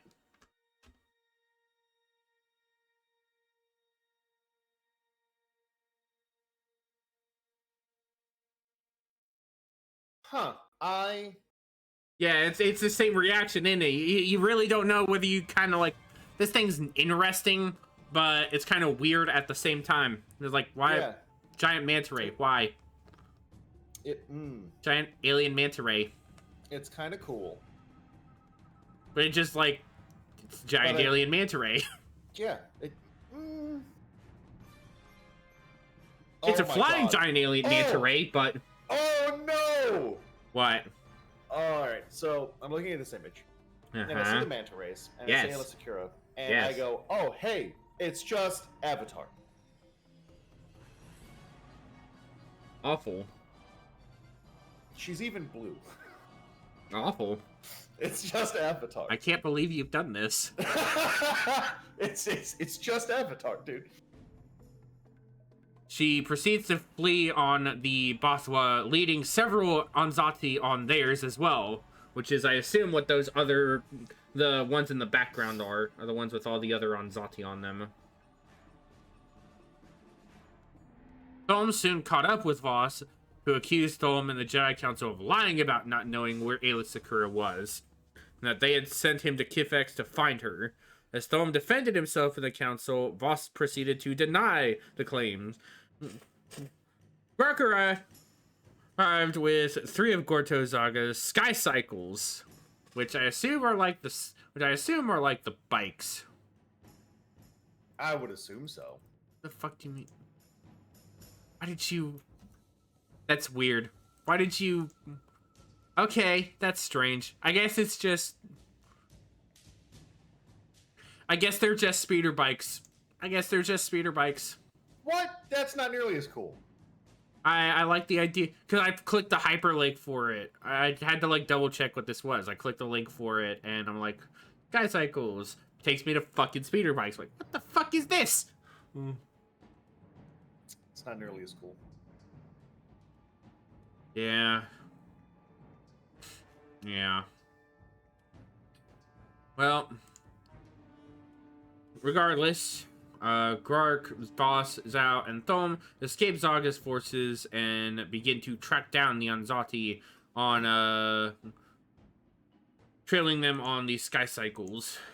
In a thick outcropping of trees, the 3 Jedi and Grark were attacked by a large group of Anzati, who then captured them and sealed them in green webbing inside of a cave. They were eventually rescued by the Jedi Guardian Trasa, and together, she and Voss defeated their Anzati captors. Trasa, after freeing Thom, Zhao, and Grark, told Voss that she was sent to bring him back to Coruscant, recounted the story of Wolf Karko, an Anzati Jedi who had turned to the dark side and was eventually put in stasis on Kifex, only for Aayla Secura to awaken him 1,000 years later. Ancient space wizards. Ancient space vampire wizards. It's a bad time. It's a bad time. Together, Saw, Thom, and Zhao were able to detect Karka's whereabouts on Kifex with the Force, and they and Voss set out to find him, with Grark prompting to stay with Saw's crashed ship. When the 4 Jedi arrived at Voss's compound, the Yanza called out to Voss through the Force, compelling Voss to enter. As the other 3 Jedi battled Karko's Anzat's defenses, Voss entered Karko's fortress, discovering countless conscious bodies wrapped in green webbing. Voss neglected to rescue them despite their pleas for assistance, instead going straight for his former Padawan, Aayla Secura. Voss, as he entered the inner sanctum, he was attacked by his Padawan, much to the delight of the dark Anzati Jedi. Voss and Secura dueled in a fierce battle of blades, Voss attempting to call out to Secura, but reaching out on very deaf ears in her reception to his pleas. Eventually, Voss switched off his lightsaber, refusing to battle her any further. Just as she seemed convinced finally of Voss's sincerity, she would come to be struck by a force lightning blast from Volf Karko. Karko and Voss then proceed Can't catch a break, can they? No, there's never a moment of respite in the midst of the action. Voss and Karka then proceed to duel each other, and in the end, with some mental assistance from Zhao, Thom, and Saw, Voss defeated the Anzati Jedi, slicing him cleanly through his abdomen, cutting him in 2. Cut that man in twain. Voss then managed to reawaken Secura, whose memories, somehow stored in her Leku for so long, came back to her, turning her back to the light side, trying to figure that one out. I keep forgetting that their brains are in their head tails. Yeah. I keep forgetting that's the gnarliest fucking shit. Yeah. Apparently, she was able to recover her memories amidst the shock of the battle, I guess. Voss carried her out of Karka's fortress, and the 5 Jedi, after rescuing all of those captive inside, boarded the Inferno, which Vilmar contacted using Traw's ship, and escaped Kifex. The 5 Jedi and Vilmar then landed on Kifu and were joined by Mace Windu, Adi Gallia, and Plo Koon, who had originally come to the system to rescue Voss from Kifex. Together, they decided that, with Voss and Secura's collective closeness to the dark side of the Force, Thom should become Secura's new master. Voss, meanwhile, had decided to follow Zhao's lead and become a leaf blown by the winds of the Force. With that, he and Vilmar boarded the Inferno and set out to parts unknown. I'm a leaf in the wind. I know I'm sad again. We jump ahead another 2 years to 28 BBY, where Voss found himself in the midst of a dangerous adventure yet again, after a number of bounties were posted on his life. A group of bounty hunters tracked him to Ord Mantell, though they underestimated his very obvious Jedi skills. Even so, it took the timely arrival of Aayla Secura to save him from the rather dire situation there. Though his former Padawan had arrived with dire news. Her master, theirs, I guess is probably more the appropriate way of saying it, Thom, was missing. After pursuing a pair of Morgukai warriors of Seer and Bok, the father-son duo had managed to abduct Nat Secura, prime heir to Clan Secura, alongside their Jedi master. Was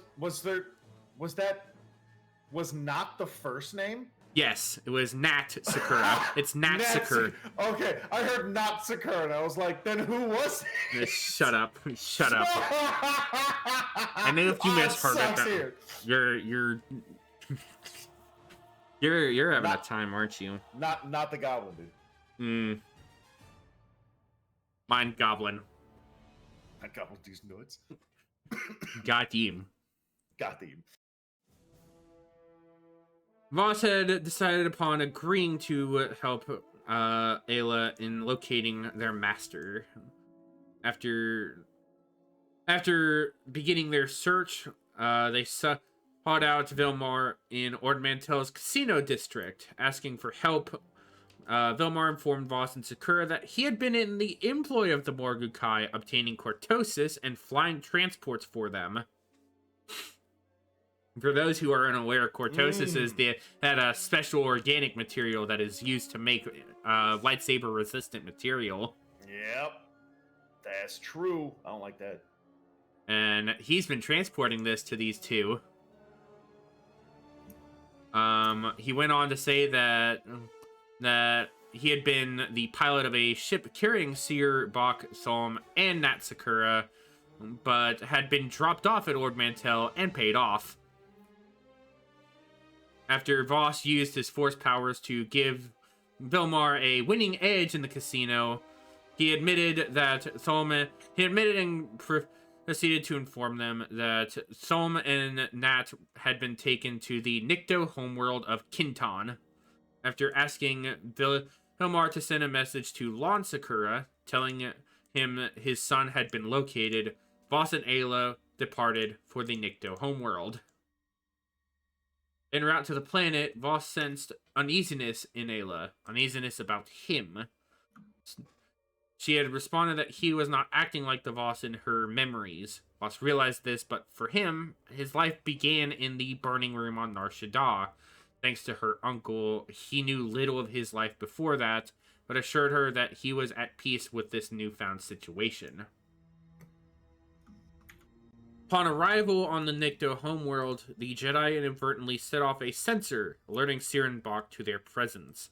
Morgukai tracked the Jedi vessel and blasted it out of the sky, despite Ayla's impressive flying. Realizing their prey were not dead, the Morgukai set out on foot to hunt them down, but were ambushed. Jedi managed to escape for a time, but using the explosion of a thermal detonator as cover. But we're once again ambushed by the Morgukai as they attempted to cross a lava river. You know, I really gotta bring this up. Thermal detonators are way more powerful than people think they are. Oh yeah. Like, people think, oh, that's just like Star Wars. Thermal detonators are just fucking Star Wars grenades. They're like a grenade that you hold in your hand, like a little grenade you throw around. No, they're are like mini nukes. They're basically like the mini nukes in Fallout. For like scope of power, they are a mini nuke from Fallout. They are that step below being like a detonite charge in terms of blasting capability. You're looking at something that probably matches up real world wise to a C4 in terms of explosive power. Yeah. Like, this thing that you can push a button on and throw. And it's even got the ability to be set on a... It even has the ability to be set on a surface to explode that way. These things can be used like C4. You can throw them around like normal grenades, yes. But they also will act as... They also can act as actual, like, placed explosives. Awful. It's crazy. They're cool, though. I fucking love them. Those, by the way, for those also unaware, are the best fucking grenades you can get in the KOTOR games. The thermal detonators are the highest level power grenades you can get in that game. Understandable. The reason why when you find them in the first stores on Terrace, they're worth so fucking much compared to the other grenades in the store. Because this is like, hey, you've managed to earn enough money for this grenade. Have fun wasting your... Have fun burning your fucking consumable you spent 500 fucking credits on, idiot. Way to go, stupid. Should have held it for your death match with freaking Bendak. The Mandalorian dude who you fight in the Coliseum. Oh, wait, no, that's... It's Bendak Star Killer. Right. I'm thinking of the guy you fight in the bar. No. Or technically, you don't fight in the bar. Yeah, you don't fight him. You don't fight him at all. Man, the first time I was like, you know what? I wonder how tough he is. And then you just die in a cutscene. I was like, oh, okay. Can't actually kill him. That sucks. I didn't know you could actually do that. Yeah, when he's counting down and you're just like, yeah, fucking whatever. You just and no, he just kills you. If you let him get to 0 or whatever, I think it's 0 or 3 or whatever. Yeah, it's just pew and you die, and it's just a game over screen. I thought he just fucking kills the dudes in the bar, and then he kills the dudes in the bar and then walks off. Because you don't see him again until you go into the other. You see him later in the other apartments in the lower city. Yeah, no. If you talk to him right after he kills those dudes in the bar. Can you fucking talk to him? I thought he just fucks off. No. I had no idea. That motherfucker gives you a countdown and then you die. I didn't know. Well, I remember the countdown for the alien dudes. I remember you actually, like, you can actually talk to him. Oh yeah. Like immediately, like after he does the countdown for those guys, you can talk to him. He gives you the same countdown. Also, it's not Kato. It's Calo Nord. That was Calo the dude's Nord, name. Right. Well, yeah, that's I had no idea. I wanted to fight him and I wasn't allowed. It sucked. I mean, we do get to fight him. It's just not then. There's 2 points there's 2 points you get to fight him. It's just not there. Yeah. I wish it was. That would have been cool. I want to fight him in the bar. I mean, I think that's also supposed to set the scope of skill difference at that point. Yep. Until you get to that certain specific point, he is pretty much the impassable blocker for progression. If you try to fight him. Yeah. But regardless, after managing to use the thermal detonator as cover, Voss and Sakura are once again ambushed as they attempt to cross the lava rivers of the planet. A fierce battle ensues in which Sakura attempted to fend off the two Morgukai, while Voss, already safely on the opposite side, used the force to steady Sakura's footing. Even after being wounded by Seer, Voss was able to aid in Sakura reaching him. Leaving them behind, Voss and Ayla made a difficult climb up to the fortress, where they found Nat Sakura being held. Sandstorm impeded their progress further, forcing them to seek shelter within a cave. Inside, Voss informed Sakura that she had basically passed all the preliminary trials she needed to become a Jedi Knight. The coming battle would be her final test. He encouraged her to steady herself and release her feelings of self-doubt if she wished to succeed. Arriving at the fortress, the Jedi were confronted by Seer, who set attack droids upon them. Voss told his apprentice to seek out Nat, and while he engaged Seer, Ayla feared for Voss's life, worrying as he had already been wounded in the previous battle. However, his situation became increasingly desperate despite his resolute bravado, with the sudden arrival of Seer's comrade and family member Bach. Thought lost at the lava river, Voss was able to hold his own in battle, recovering Master Tholm's lightsaber and beheading Seer. Bach, however, was still alive, as Voss shot him through the shoulder. By this time, Ayla had managed to locate and rescue both Master Tholm and Nat Sakura. Racing back to Voss's aid, she sliced off Bach's arm, which in his apparent dismay threw himself from the cliff. Voss, however, was on the verge of death, focusing on her comrade and friend over ensuring that the enemy was defeated. She rushed over to aid Voss and return him to consciousness. at which point he thanked her, calling Sakura his former apprentice, having passed her final trial.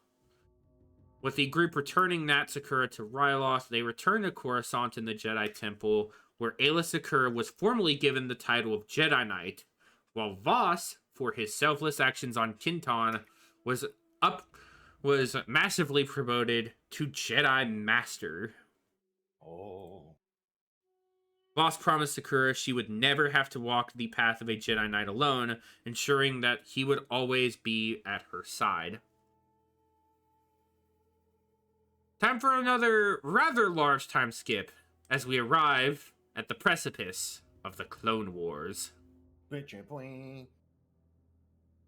Voss had initially been one of the many Jedi alongside his former Padawan, who joined Master Windu in rescuing Obi-Wan, Anakin, and Padme on Geonosis, where the Clone Wars had begun. During much of the Clone Wars, Voss had a pretty big repertoire of undercover operations. During the time of the Separatist Uprising, Voss had been working undercover, setting an elaborate network for the spying of the Confederacy of Independent Systems. After the First Battle of Geonosis, his flow of information to Coruscant stopped. Aayla Secura was sent to investigate, since she would have known him best. As his former Padawan, she came to find that Voss was very upset since he had nothing of that development on Geonosis. No information having reached him prior to its occurrence, Voss had informed her that he was very close to intercepting a certain disk that had valuable information concerning a pending attack on the clone homeworld of Kamino. They, along with a woman by the name of Colleen Hentz, managed to steal the information. Although they put Colleen's life at risk in the process, Sakura also learned then that Voss was beginning to get emotionally involved with Colleen. Uh-oh. She did not make any move to report this to the Jedi, however, but she did warn him to not get too attached. Voss would go on to play a major part in the Clone Wars when he, under strict orders from Jedi Master Thom, part of the Jedi Council, had given him the assignment of infiltrating the inner circle of the Separatist leader and the Sith Lord, Count Dooku. Based on their knowledge of the Rule of Two and the apparent death of the Sith Lord Darth Maul, Voss believed that killing Dooku would put an end to the Sith threat entirely. He provided valuable information to the Jedi and the Republic. While undercover, he was forced to do things that would convince most of the Jedi he had joined the Separatists entirely, such as betraying Republic information at the Battle of Brental IV. Agen Kolar was sent to Nar Shaddaa to bring Voss in once he learned of Voss's actions involving Brental IV. Voss escaped Kolar, but Hentz was captured instead. Deep in the Coruscant prison, Thom offered Hentz her freedom in exchange for her cooperation in contacting Voss. Meanwhile, Count Dooku played into Voss's dark side weakness and drew him closer to the shadows, as Voss himself described it, closer than he had ever been before. When Dooku took his acolytes to Kifu to negotiate establishing a separatist base on Kifex, the Guardians refused. When the two sides attacked, Voss tried to rescue his great aunt, the Shaif Tente Voss, and killed acolyte Kadrian Say in the process. Seeing Voss's true intentions, Dooku went after and caught Voss. However, he hinted to Voss that the Shaif held a dark secret. He tempted Voss to use the dark side to strengthen his psychometric powers so he could read the Shaif's past. In doing so, he learned of the Shaif's involvement and orchestration of his parents' sacrifice to the Anzati vampires as part of an unholy business deal. Voss, infused with the raging surge of dark side power, swung through his aunt with his lightsaber, killing her instantly. Oof. At this point, Dooku now knew Voss's conversion was no simple act. Voss was now very much tending the line of dark and light, dipping more and more into those shadows. Uh-oh. I know where this goes. Yeah. As a reward and for his homicidal service to the Count and to signify his new cemented position as one of Dooku's dark acolytes, Dooku gave Voss the lightsaber crystal found inside a holocron that Voss successfully recovered. It once powered the ancient Sith Darth Undeadu's blade, and now would power his own. During Voss's time as a Dark Acolyte, Dooku shared with him the Rule of Two, a text written by the Tenet's creator, the Dark Lord of the Sith, Darth Bane, to feign confidence in the Jedi agent and lure him to the dark side. Voss studied and annotated the volume, discovering that some of the techniques and technologies he had seen being wielded by the Sith there were known to be wielded by the Jedi. Uh-oh. Including Master Windu's lightsaber form, Vapod, the Saber Staff lightsaber of Master Gelaric, and the Crucitron technique of Master East Koss. The Crucitron technique? Is it Crucitron or Crucitron? What the fuck is it? So, you ever wanted to just ignore pain?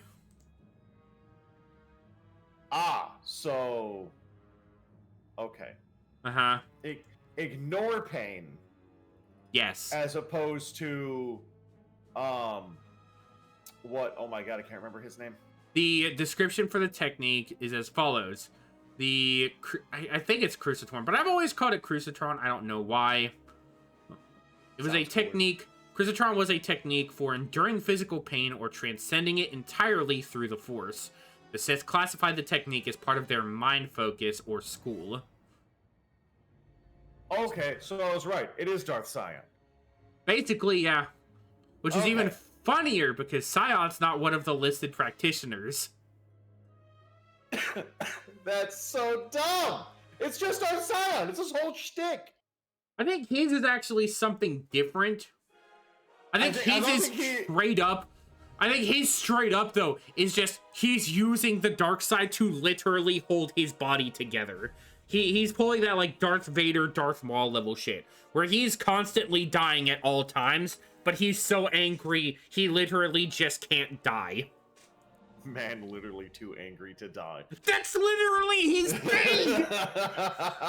True. See, okay. Because that's the reason he dies in KOTOR 2, is because Mitra convinces him to give up on that. She manages to sway him off it, and he's able to finally get that moment of respite to surrender his being and just fall apart. Okay, see, I thought he was using the pain to keep himself alive. No, he's using the pain to fuel his power. He's constantly dying. He's in a never-ending state of eternal damnation. God. Poor Sion, dude. He is suffering every breathing second. Existence is suffering. Is literally his thing. He is suffering on a level that would break any normal human being. Any normal being would crumble under the weight of pain he is suffering through. Does that mean Sion also never sleeps? I don't imagine he'd be able to.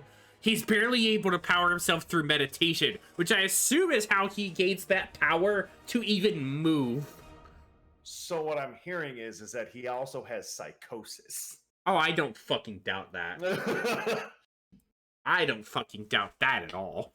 I haven't We're talking. slept in I would also like to add. years. I would also like to add, if you want to know something weird and fun. Yeah. Sion's existence dates well back before. His existence dates well back before the Mandalorian Wars. He's been an active Sith Lord since the Great Hyperspace Wars. Holy shit! Over 1,000 years prior to the Mandalorian Wars. I haven't slept in 1,000 years. He has been suffering with that pain for over hundreds of years. That man is like... Literally yes, too angry to die. I'm so angry and in pain. I've been this way for a millennia. Oh, this girl is like, hey, don't do that anymore. Yeah, it's fine. Kind of makes you really feel that character assassination through Scion, huh? It sucks, dude. This man, he spent his last 1,000 years is swayed by one woman.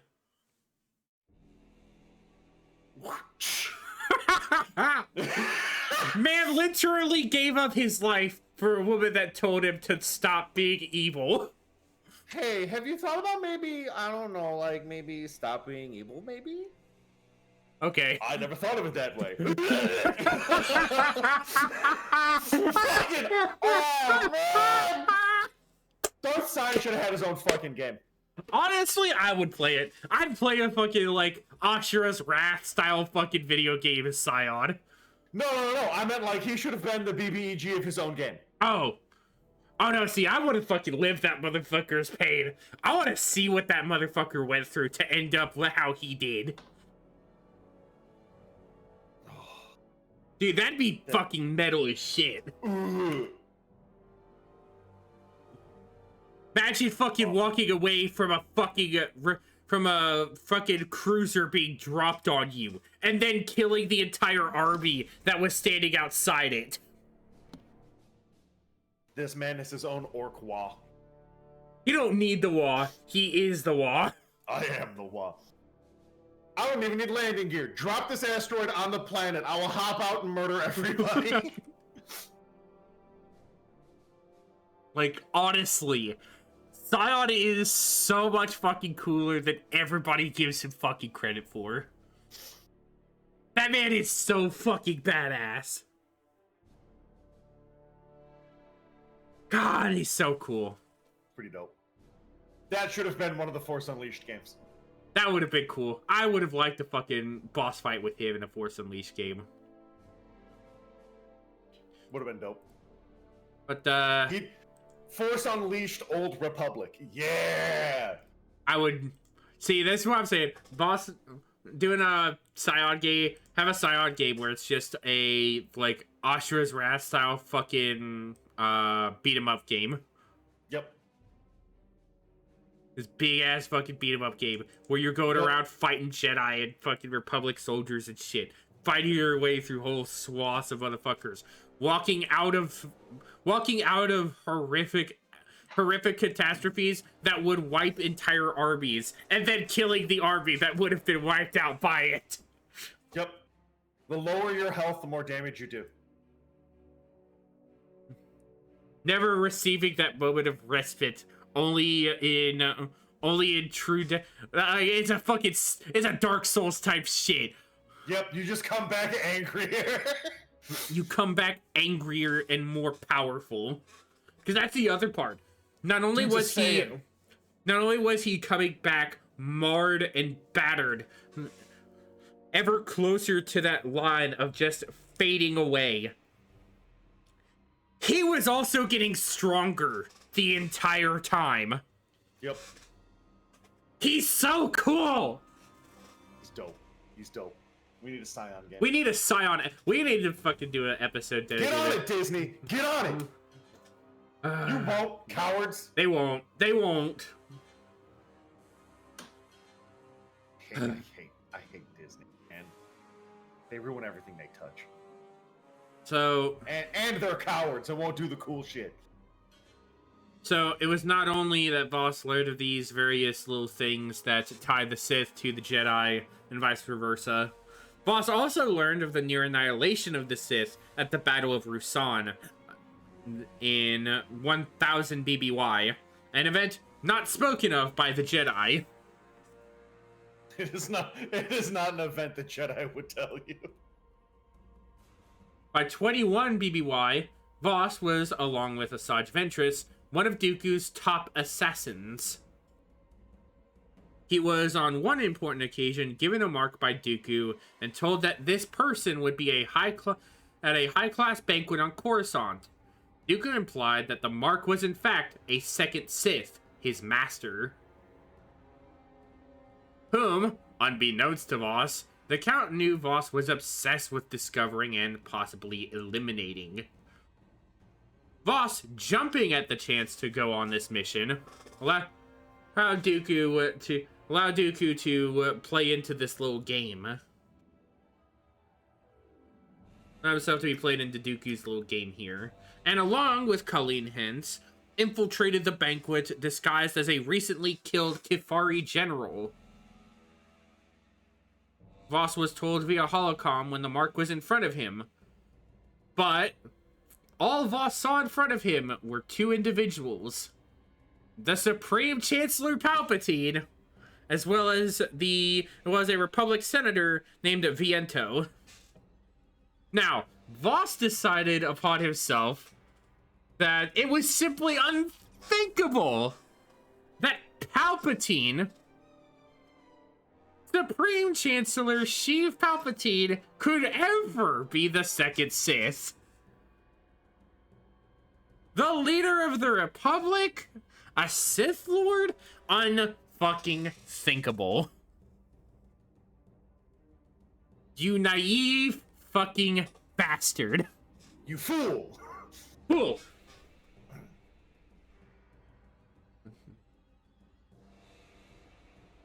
So instead of assuming that the Chancellor was the second Sith Lord, his target fell upon Viento.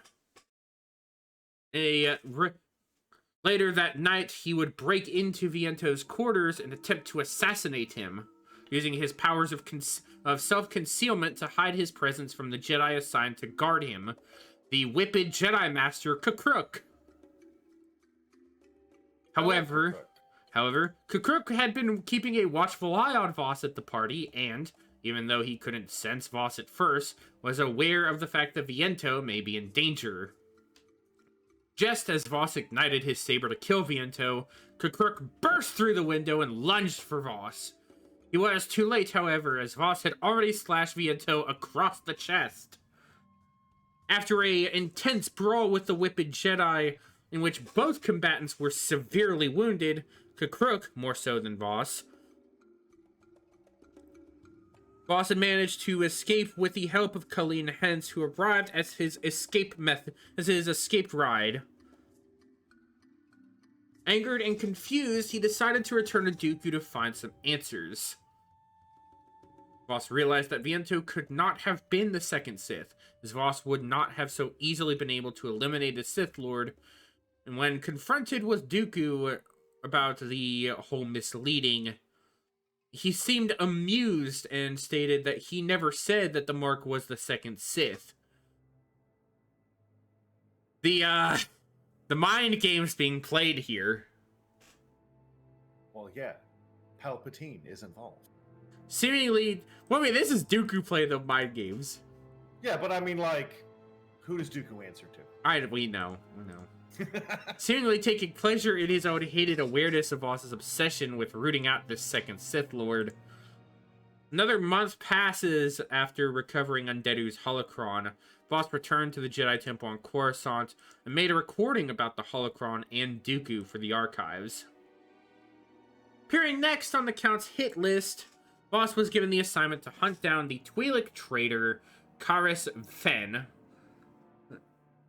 Condemned for using the funds Dooku had supplied as a means to aid the Separatists for the Twi'lek's own needs, Fen was to be executed for his treachery by Voss, with each murderer further immersing himself in the dark side.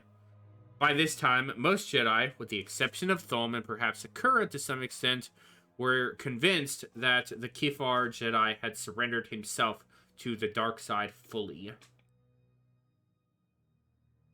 But Voss had managed to escape Dooku's grasp over the planet Honager.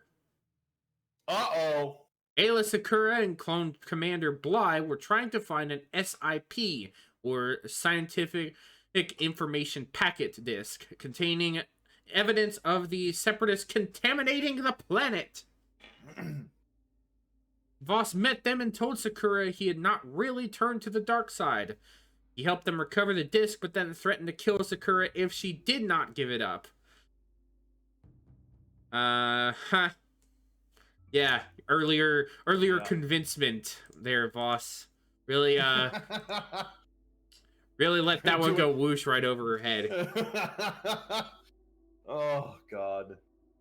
He had come to reveal his true intentions in joining the Separatists in order to find out the identity of the second Sith and kill him to end the war.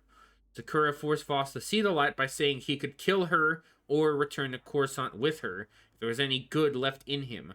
Voss almost agreed, and then the clones came in, shooting him up. This convinced Sakura that Quinlan Voss was not totally lost, but he would need that last little push to bring him back. Voss escaped the encounter and would go on months later to encounter Obi-Wan Kenobi on the derelict spaceship Tevanian 4. And finding themselves on opposite sides in this encounter. But by helping him escape Asajj Ventress and the Separatist agent Tull Score, Voss managed to convince Kenobi that he still, in fact, served the Republic. In the ensuing skirmish, Score told Voss that Dooku knew of his duplicity from the start. Trying to escape the ship, Kenobi proposed that one of them retrieve the Scorpion with his starfighter so they'd both escape. I don't know what the Scorpion is, though. It doesn't explain that. I assume that's like a ship. I don't even know if it's like Scorpion, because I don't know if that's supposed to be like an L or if that's supposed to be an I. It's spelled exactly like this.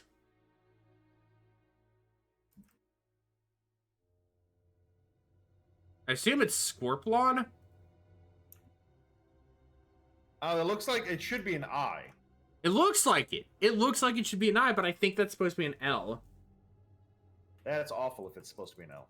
It is awful. Kenobi proposed that one of them retrieve it with his starfighter so they'd both escape.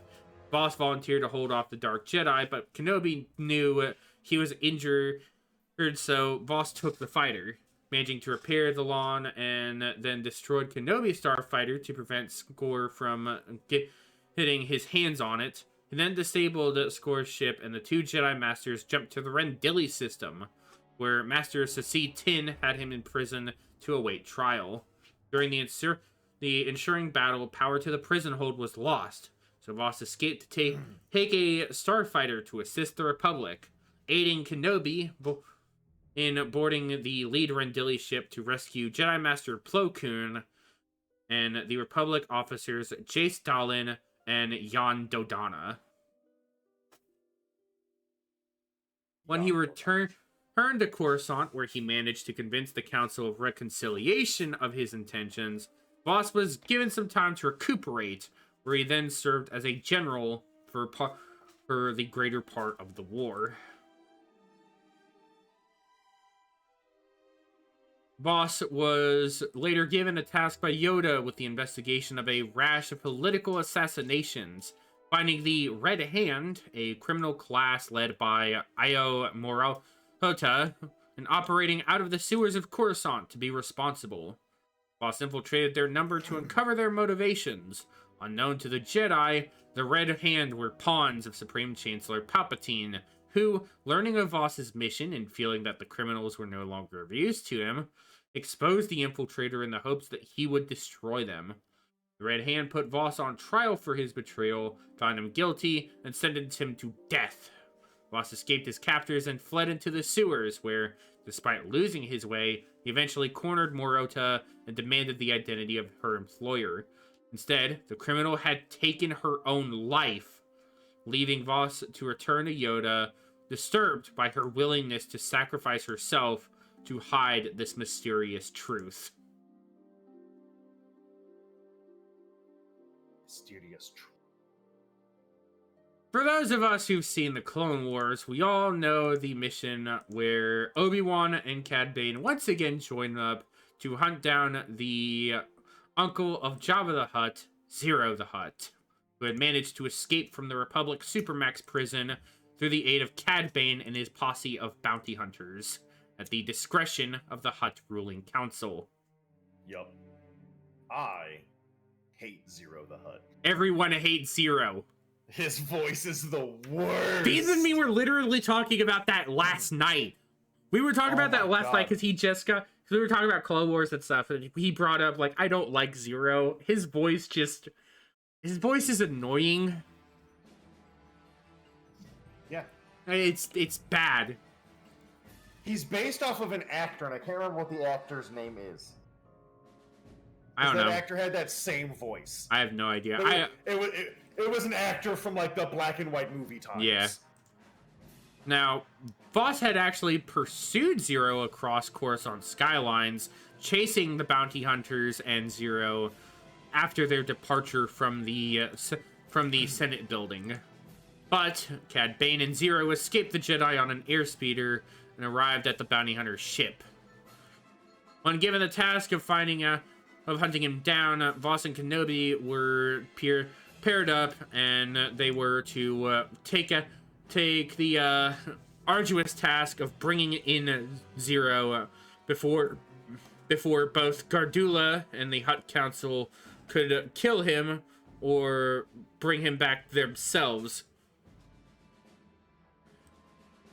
Although Voss seemed a little overconfident, he would use his telekinetic abilities to aid in tracking down Zero, having tracked him to the planet of Teth, where a hollow recording of all of the Hutt's dirty secrets had been pretty much on record, in case Zero wanted some leverage in his position against the Hutt Council. Having arrived on the planet, they would find that Zero had already been murdered, only to find Cad Bane and his droid, Toto 360, having regaled them with the fact that this was not one of Bane's handiwork. Bane, however, having been classed with the criminal action of threatening and nearly assassinating the senators not even a few weeks ago, were basically caught up in a lengthy chase and fight over the mountainous region. Bane was able to gain the upper hand, and while preoccupied, the bounty hunter had escaped in his starfighter. We now reach that point where remember how I said before those demons of that dark side of Voss had suffered was still kind of lingering there? Yeah. That would come back to haunt him during the Clone Wars. Bum bum. Voss had not yet faced his demons, continuing to work for the Confederacy in a mad race to uncover the second Sith Lord. He reads Viento's corpse, determining that an Anzadi was responsible for the former Supreme Chancellor Finis Valorum's death. He went to Dexter Jetster for some intel, who put out the word for assassin Sahage Tasha. After relieving her of her Cortosis gauntlets, he used his reading, enhanced by his teachings from Dooku, to determine her hirer. He saw the face of Separatist Jedi Sora Bulk, which he believed to be the face of the second Sith, and the one who told Viento to hire Tasha. Tasha, bound to the Anzadi Code of Honor, became determined to make him one of the silent voices forever. Luckily, Hence hit the Anzadi with a pole before she could suck out Voss's brains. I guess they are also brain eaters. Awful. As Tasha fled from Hence's blaster shots, Voss blindly believed that he knew the Second Sith's identity and was determined to finish off Sora Bulk himself. Rather than inform Yoda on this, Voss was then asked to see the Jedi Master Oppo Rancisis at the Jedi Temple. Rancissus showed Voss a message from his master, Thome, on Seleucami, telling them of the Anzati-trained Morgukai clone army being made there. Voss said he could leave immediately for Seleucami and make contact with Thome. However, Rancissus told him that the Jedi Council will send 3 battalions with him, alongside the Jedi Master himself, in charge of this mission. He wanted Voss to serve as his second-in-command due to his knowledge of both the Anzati and Morgukai. Agreeing to aid in this, Voss and Rancissus set off with their massive army to the planet. Arriving there, Voss would once again get to fight alongside his former Padawan, Aayla Secura, part of the forces led by Master Rancissus sent to prevent the Morgukai clones from leaving the planet.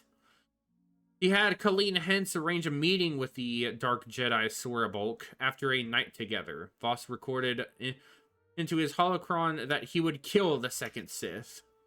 Fighting a false battle against Skor, he was taken to Bulk, who was communicating to Dooku.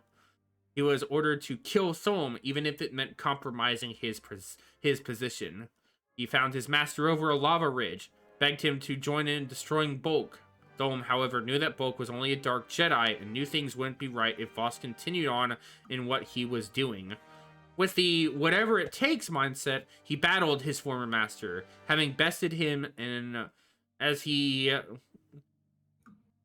seemingly injured him immensely, Voss watched as a large rock fell onto Thome and sent him falling down into the lava, believing his master to have died in the magma waste. He returned to the fortress and found that Master Rancissus had been killed while he had engaged Master Thome. Though the other Jedi suspected Bulk, Master Sion Gisel felt that Voss had done it. Voss, however, proved that he didn't because of Rancissus' death. Voss was placed in overall command of the Republic forces for the Battle of Seleucami to ensure that the siege would be a success. Voss would go on to read the Jedi Master's corpse to determine his plans, as he hadn't managed to share them with the others. Which I guess is also a really good thing. It's a really good use of psychometry. Oh, yeah.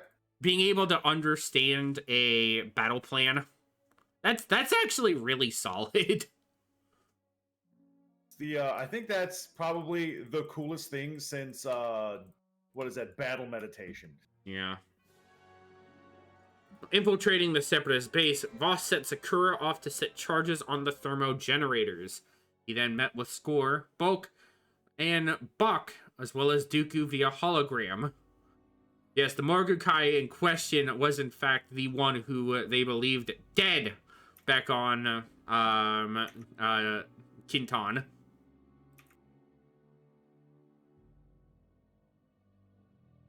It was serving as the Morgukai genome for this very insane clone army. He claimed to have read Rancissus' corpse to learn his plans. He also claimed that Aayla Secura was sent down to the shield generators, and that Bok was sent to, and they had sent Bok down to get his revenge.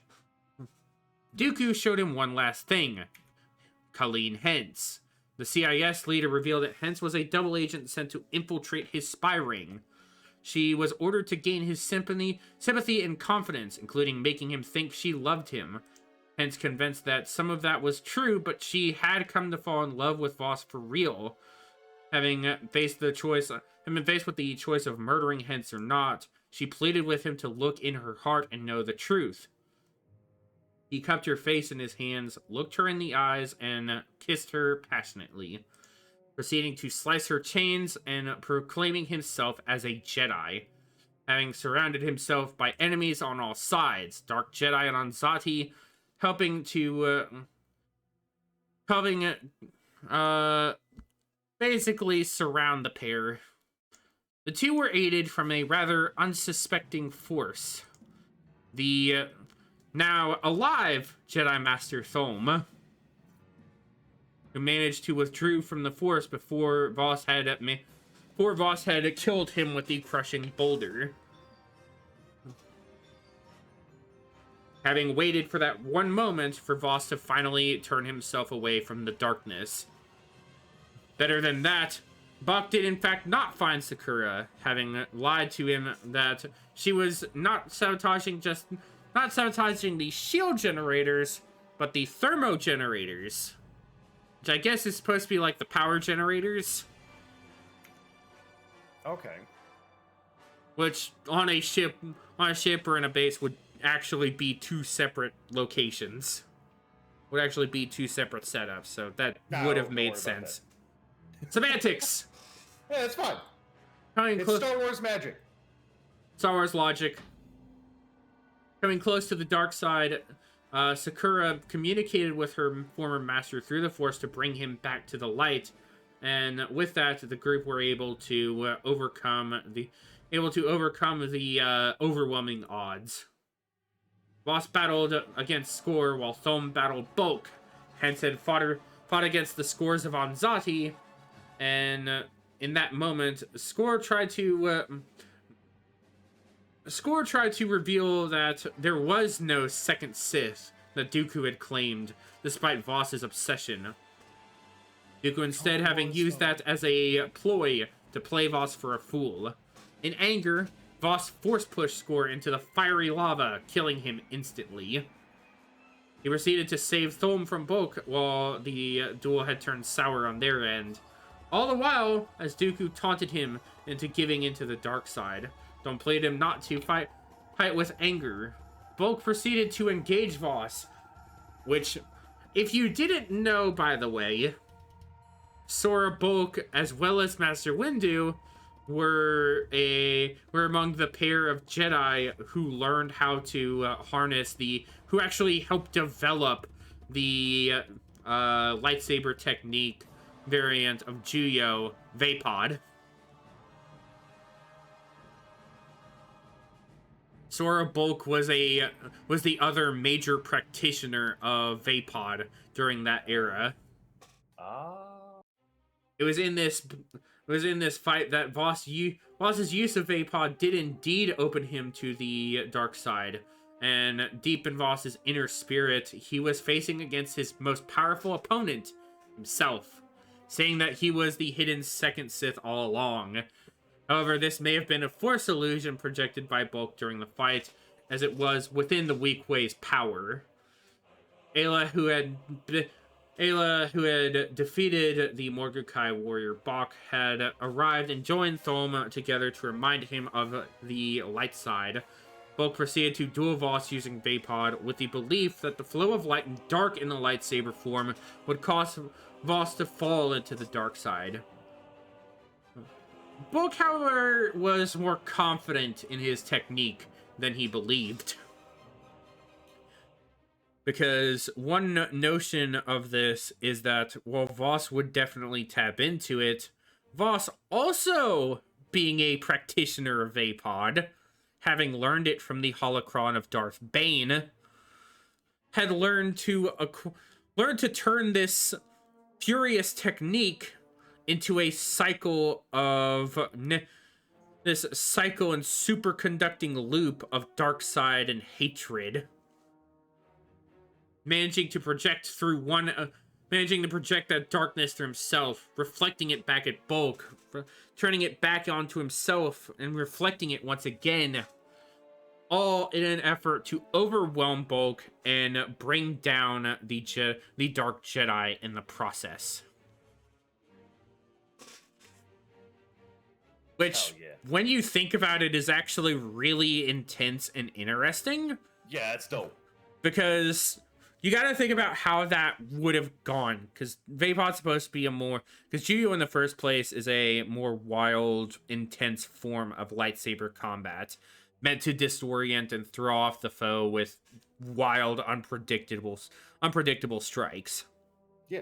Vaapad is supposed to be a similar mindset. However, it's supposed to turn that anger and frustration of their opponent against them. So when you have two practitioners of this form going at it like this, that cycle ultimately would overwhelm one of them at some point. So whoever's weaker when it comes to that control and flow of the dark side and the Force would ultimately come out to be the superior. In this case, Voss proved that. True. Ultimately, Voss had managed to bring down Sora Bulk and would strike him down across the torso, showing his level of mastery over the form over its co-creator. Which also you have to think about fighting one of the two fighting the co-creator of this new variant form. Yep. And beating him. Oh my god. Well, here's the thing. Voss is dope. He's just cool. He's cooler, so that's why he won. The rule of cool. Rule of cool. Fuck your rule of 2, I have rule of cool. I have to do boss-ass shit because I'm cooler than you. At this point, Voss had managed to redeem himself as a Jedi for his actions here, which Dooku, having replied over this victory, that it meant nothing, while Thom then replied that Dooku had all but lost at this point, as all who served the dark side did. The four of them then escaped the base just as the Republic fleet proceeded to bombard the entire facility from orbit. As the generals departed to other places, the group of them returned. Voss decided to return with a battalion to Boz Pity, also having earned back Jasiel's respect. But he also had come to learn that at some point during his ventures with her, Colleen Hence had become pregnant with his child. Uh-oh. And saw their child as he began seeing this child as a sacred bond of their love that could not be broken. Deciding to himself that once the Clone Wars had ended, he would instruct Colleen to hide somewhere far away and rejoin her after the war, leaving the Order to do so. Shortly before he was rotated out of Seleucami, Voss had a short discussion with Masters Sion Jasiel, Kakrok, and Sakura. They had talked about their next destinations, Voss going to Boz Pity, Sakura to Felucia to help Barriss Offee and Jasiel, and while Jasiel and Kakrok went to Megiddo to aid in Ki-Adi-Mundi's attack there. They parted with camaraderie, and Kakrok promising that he would meet Voss again when the war was over. However, when Voss would receive new orders following his refit at Boz Pity, proceeding to head for Kashyyyk following the Battle of Coruscant. On the way, he had heard that Anakin Skywalker had managed to slay the Separatist leader, Count Dooku. While at Kashyyyk, Voss, along with Luminara and Dooley and the Wookiee elder Gumbayeki, freed a number of Wookiees from Trandoshan enslavement. Near the end of the conflict, Voss's group was cornered by a score of crab droids and considered retreating when the Inferno blasted itself in and saved them. Voss introduced the Wookiees to their savior, Vilmar Grok, along with his new pilot, Chak. Because of his previous travels with Grok, Voss was given full access to the Inferno, which he used to access Grok's recent navigational charts. He discovered that Vilmar had been using the Klatuvok Guild hyperspace routes mentioned by a wounded Trandoshan, leading Voss to believe Grok had stolen the information. However, as we established in our last episode, Chak was in fact a member of the Klatuvok Guild, and he had managed to stow away on... He had provided the routes after stowing away on a run Gark was carrying out for the Wookiees. Voss would go on to play a part in the overall Battle of Kashyyyk when Order 66 would be transmitted. While the clone commanders throughout the galaxy turning on their Jedi, Voss was on the Overseer's platform of a A6 Juggernaut turbo tank when a neighboring tank fired on him and destroyed the vehicle that he had been standing on at that time. Although initially Voss was believed dead, He had then emerged from the explosion, badly wounded, though very much alive. His right arm was broken and bloody, his lungs burned, and upon learning of the betrayal of his troops, Voss realized his priority was to survive in the jungles of Kashyyyk. He knew also that if his betrayal had occurred on Kashyyyk, then it was happening elsewhere. He had decided to make it his commitment to escape the Wookiee homeworld, track down the second Sith Lord he had been searching for during the war, and bring an end to this dark side dominion once and for all. Hell yeah. Voss had escaped into the woods of Kashyyyk, eluding clone troopers, managing to cling to his training as a Jedi through his pain, using lessons taught by Yoda, Windu, and even Dooku to overcome his clone opponents. He was eventually tracked by Clone Commander Faye, who had told Voss that if he didn't come out of hiding, Faye would call it an airstrike and kill himself, Voss, and the neighboring Wookiee village. I mean, that's a hell of an ultimatum. Voss made up his mind that he couldn't run and hide, and that he would never track down the second Sith Lord, and that his destiny was instead to stop Faye and protect the innocent Wookiees. Voss jumped from his perch atop the trees, landing lightsaber in hand, as Faye proceeded to open fire on him a moment before Voss had killed the clone commander. Both men having fallen to the forest floor. Vilmar on Kashyyyk, working as a smuggler for the Wookiees, soon came looking for Voss and found him on the ground, dead. Or dying, at the very least. The dead commander of the clones being the body that they would leave for the clones to discover, as Grark set up a Jedi funeral pyre, masking Voss's death with the clone's body instead. Deveronian, as the clones heard him out and departed, made a small whisper as he simply stated, "All debts paid, Jedi." Having managed to save Voss's life from the desperate pursuit of the clones, and having managed to escape under the scrutiny of Order 66. 8 months later, in a cave on Kashyyyk, Colleen Hence and her baby had met up with Master Thom and Trassa, along with some Wookiees from the planet.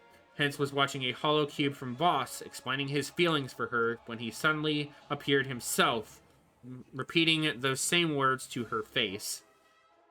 Yeah. Hence had feared that Voss was dead, as all of them had. But due to Grark's trickery, he had burned Faye's body instead, establishing before that the group were able to escape through this, and Voss managing to be healed up once off planet. The pair of Voss and Colleen were able to reunite and even presented with his son, Corto Voss, allowing him to paint the traditional Kifar markings on his newborn son. Voss declared that the darkness would never touch the boy, for he would be raised in the light.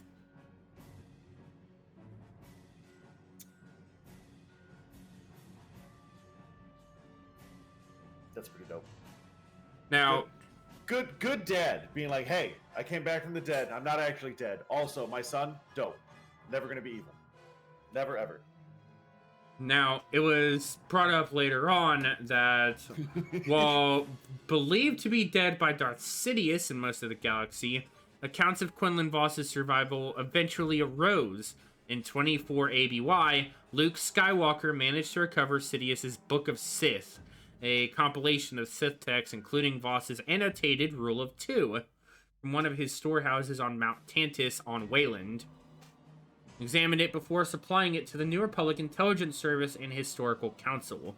In the book, Skywalker found a mention of Voss's presumed death, leading him to write an annotation in which he expressed his happenings. The Empire got wrong with that detail, as from the account he had heard, Voss had survived Order 66 and gone into hiding during the Imperial period. That pretty much is Voss. That's dope. Boss is a cool dude. He's the modern day Revan. He is pretty fucking badass.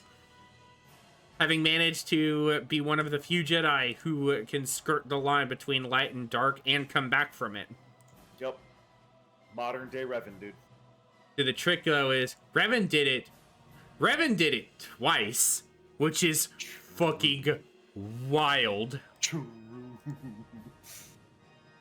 Because Revan has the whole...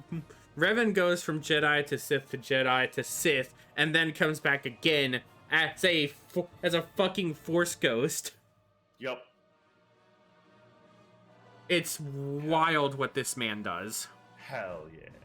But that pretty much covers Quinlan Vos. So I've come to the realization. Yeah. That the author of Dark Disciple just stole all of that. Mostly changed the characters around. Mostly. I mean, they hack work. They did pretty much rewrite a lot of his tale there. The only real difference is that Thom died. Yeah. Thom dies in the Dark Disciple novel, and that's explained there. And we've already explained it in Ventress's story, so it's not any fucking carryover spoiler or any dumb shit like that. Nope. That kind of bums me out a little bit. Yeah. You get that whole... I mean, the story they tell there is still good because it also gives some closure to Ventress's story a bit. Yeah. No, no, no. The story is good. I enjoyed it. But like the fact that it's a lot of reuse. It's a lot of reused concepts from his already established story, which again, can we really say is much different when we look at Thrawn? No. That's kind of the thing. The kind of thing here. A lot of the ideas are just uplifted and slightly modified. Intellectually bankrupt.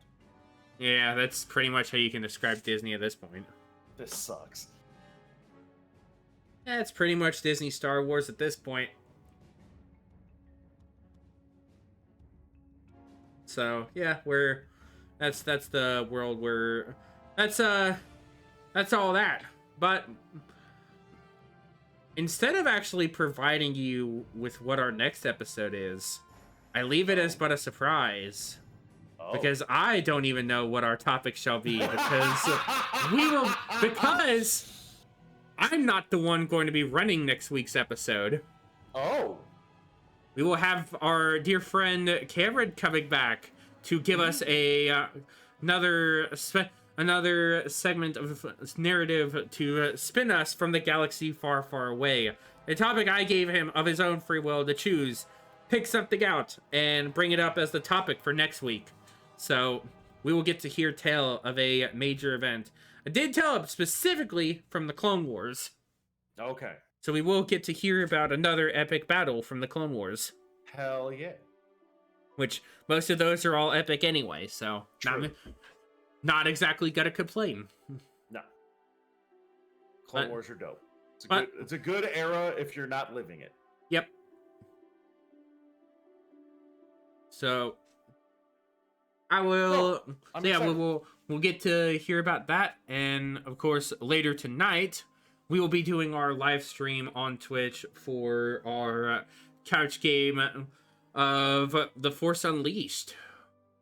We will be playing through the first game in that series and exploring the tale of the secret apprentice Galen Merrick. So secret. On top of that, so secret that everybody knows. On top of that, our weekend is still jam-packed because tomorrow we got the book club. Hell yeah!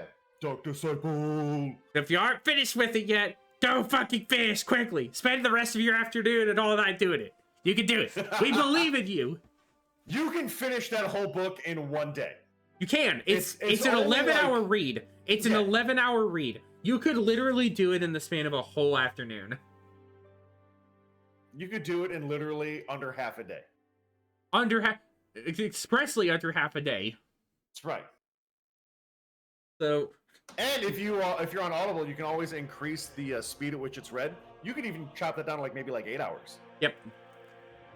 So that's stuff to look forward to, and hope you all. With that, I think we leave it off there. Any other final thoughts on our little topic today, and any of the stuff coming up? I am very excited to see what next week's podcast is going to be. Mm-hmm. Quinlan Voss, way cooler than I gave him credit for when I first heard about him. Yep. He's dope. And that's about it. Quinlan, I stand Quinlan Voss. We stand Quinlan Voss. We stand Quinlan Voss, and we support the Ventress Voss relationship. Yes. We ship it. Rip. Rip.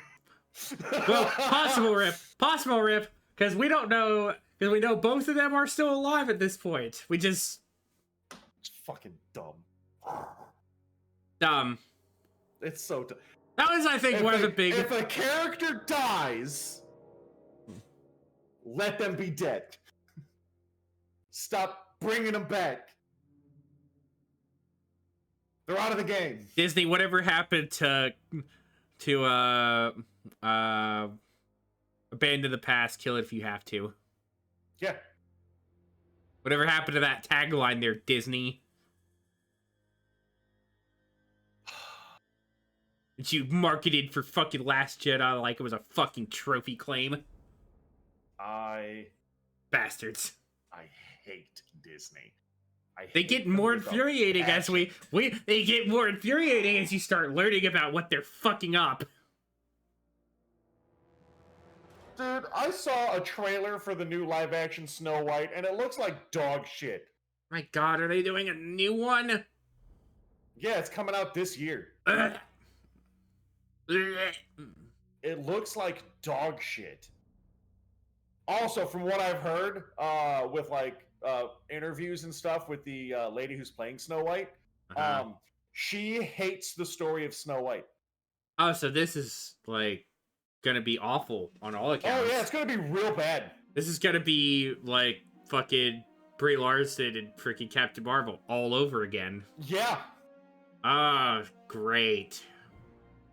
Dude, at one point, awesome. Here's the thing. It's live action, right? Live action. At one point, they actually had a bunch of, little people to play the dwarves. Oh, no. And then they were like, you know what? No. Remove them, replace them with CGI. Awful. Yeah. Give those little people the fucking credit they deserve. Here's the best part. I blame the guy who plays Tyrion Lannister. He climbed up the ladder, then pulled it up after him. Because he was like, hey, little people shouldn't be stuck in just playing little people roles. They should play any role. And everyone's like, yeah, that seems right. Yeah, so if they're playing a role that's designated for little people, don't have them do it. Dog, those actors are already doing it. What do you mean? Yeah, fire them. Ah! Kicked all the other little people down as he climbed up to the top. Yeah, he literally climbed the ladder and then pulled it up after him. No one else can come up here. Bastard. Awful. Problem is, he's a good actor. He is a really fucking good actor. He's such a good actor, but he's such a douche. Fucking Peter Dinklage. Oh, he's such a dink, dude. Fucking dink. Oh my God. Yeah, no, so I have no faith at all whatsoever in anything Disney puts out. Awesome. You could release the newest Avengers movie, and I'd be like, I don't care. I mean, as far as Marvel's concerned, I'm pretty much wrapped. I'm not caring anymore. No, because they fucking oversaturated the market, and now it's all just the same thing with different characters. Honestly, despite how good it looks, I'm very much wary about the Fantastic Four movie that they're getting ready to release. I am leery about it. I do like the fact that I already forgot the fucking giant guy's name. Galactus. I do like the fact that he doesn't have a cloud for a crown. Yeah. That's cool. And the fact it's actually comic book accurate design. Yeah. comic book accurate Galactus, dope. I love that shit. Yeah. However, I will not be watching that movie in theaters. I will be waiting for it to come out on anything else. On the legally distinct websites. Correct. I will wait for it to become Oceanborn. The legally acquired, legally acquirable websites. Correct. For legal reasons, I will be watching it on a streaming service. Mm-hmm. Yeah, that. But you all know. Yeah, you all know. Honestly, as far as hero movies that are coming out this year, I think the only one I'm even looking at is, and it's only because Cole wants to go see it, is the new Superman movie for James Gunn's new run of the DC cinematic universe. How many times are they going to reset the DC cinematic universe? How many times are they going to reset DC? Oh my god. Guys, stop. How many times, Jake? How many times? Stop. How many times? They want Marvel money, but they didn't put any of the groundwork in like Marvel did. Also, they didn't get any of the fucking 10-15 years building up to the Avengers. They just want the Avengers now. They really did, because they skipped Aquaman, they skipped Flash. Like, they even skipped the only ones that got a movie were fucking Batman, Superman in one of the worst fucking movies possible for fucking Snyder's run. Hold on. No, Aquaman had a movie. Yeah, but that was after Justice League came out. Yeah. Which, by the way, Jason Momoa fucking slammed that. Dude, Jason Momoa slams every role he's in. Yo, so, you want to hear something fucking awesome? Yeah, what's up? Apparently, Momoa's looking at being cast as Lobo for this new cinematic universe. That's what I've heard! Oh, it's gonna be so perfect! They casted that correctly! Holy shit! Much as I fucking loved his Aquaman, I think he definitely deserves to be Lobo. There's no other face that deserves to be Lobo. Such a better Lobo than Aquaman. Oh my god, it's insane. That's a role that he deserves. Dude, Lobo is just the character from Stargate. I can't remember his name right now. But it's just that, but Lobo. Talk about Christopher Judge's actor? No. Or the one that Momoa plays in there? Stargate Atlantis. Yeah, the one Momoa plays in there? Yes. Yeah, I know who you're talking about now. Their version of Teal'c. I can't remember his fucking which is all the funnier because both him and Teal'c interact together.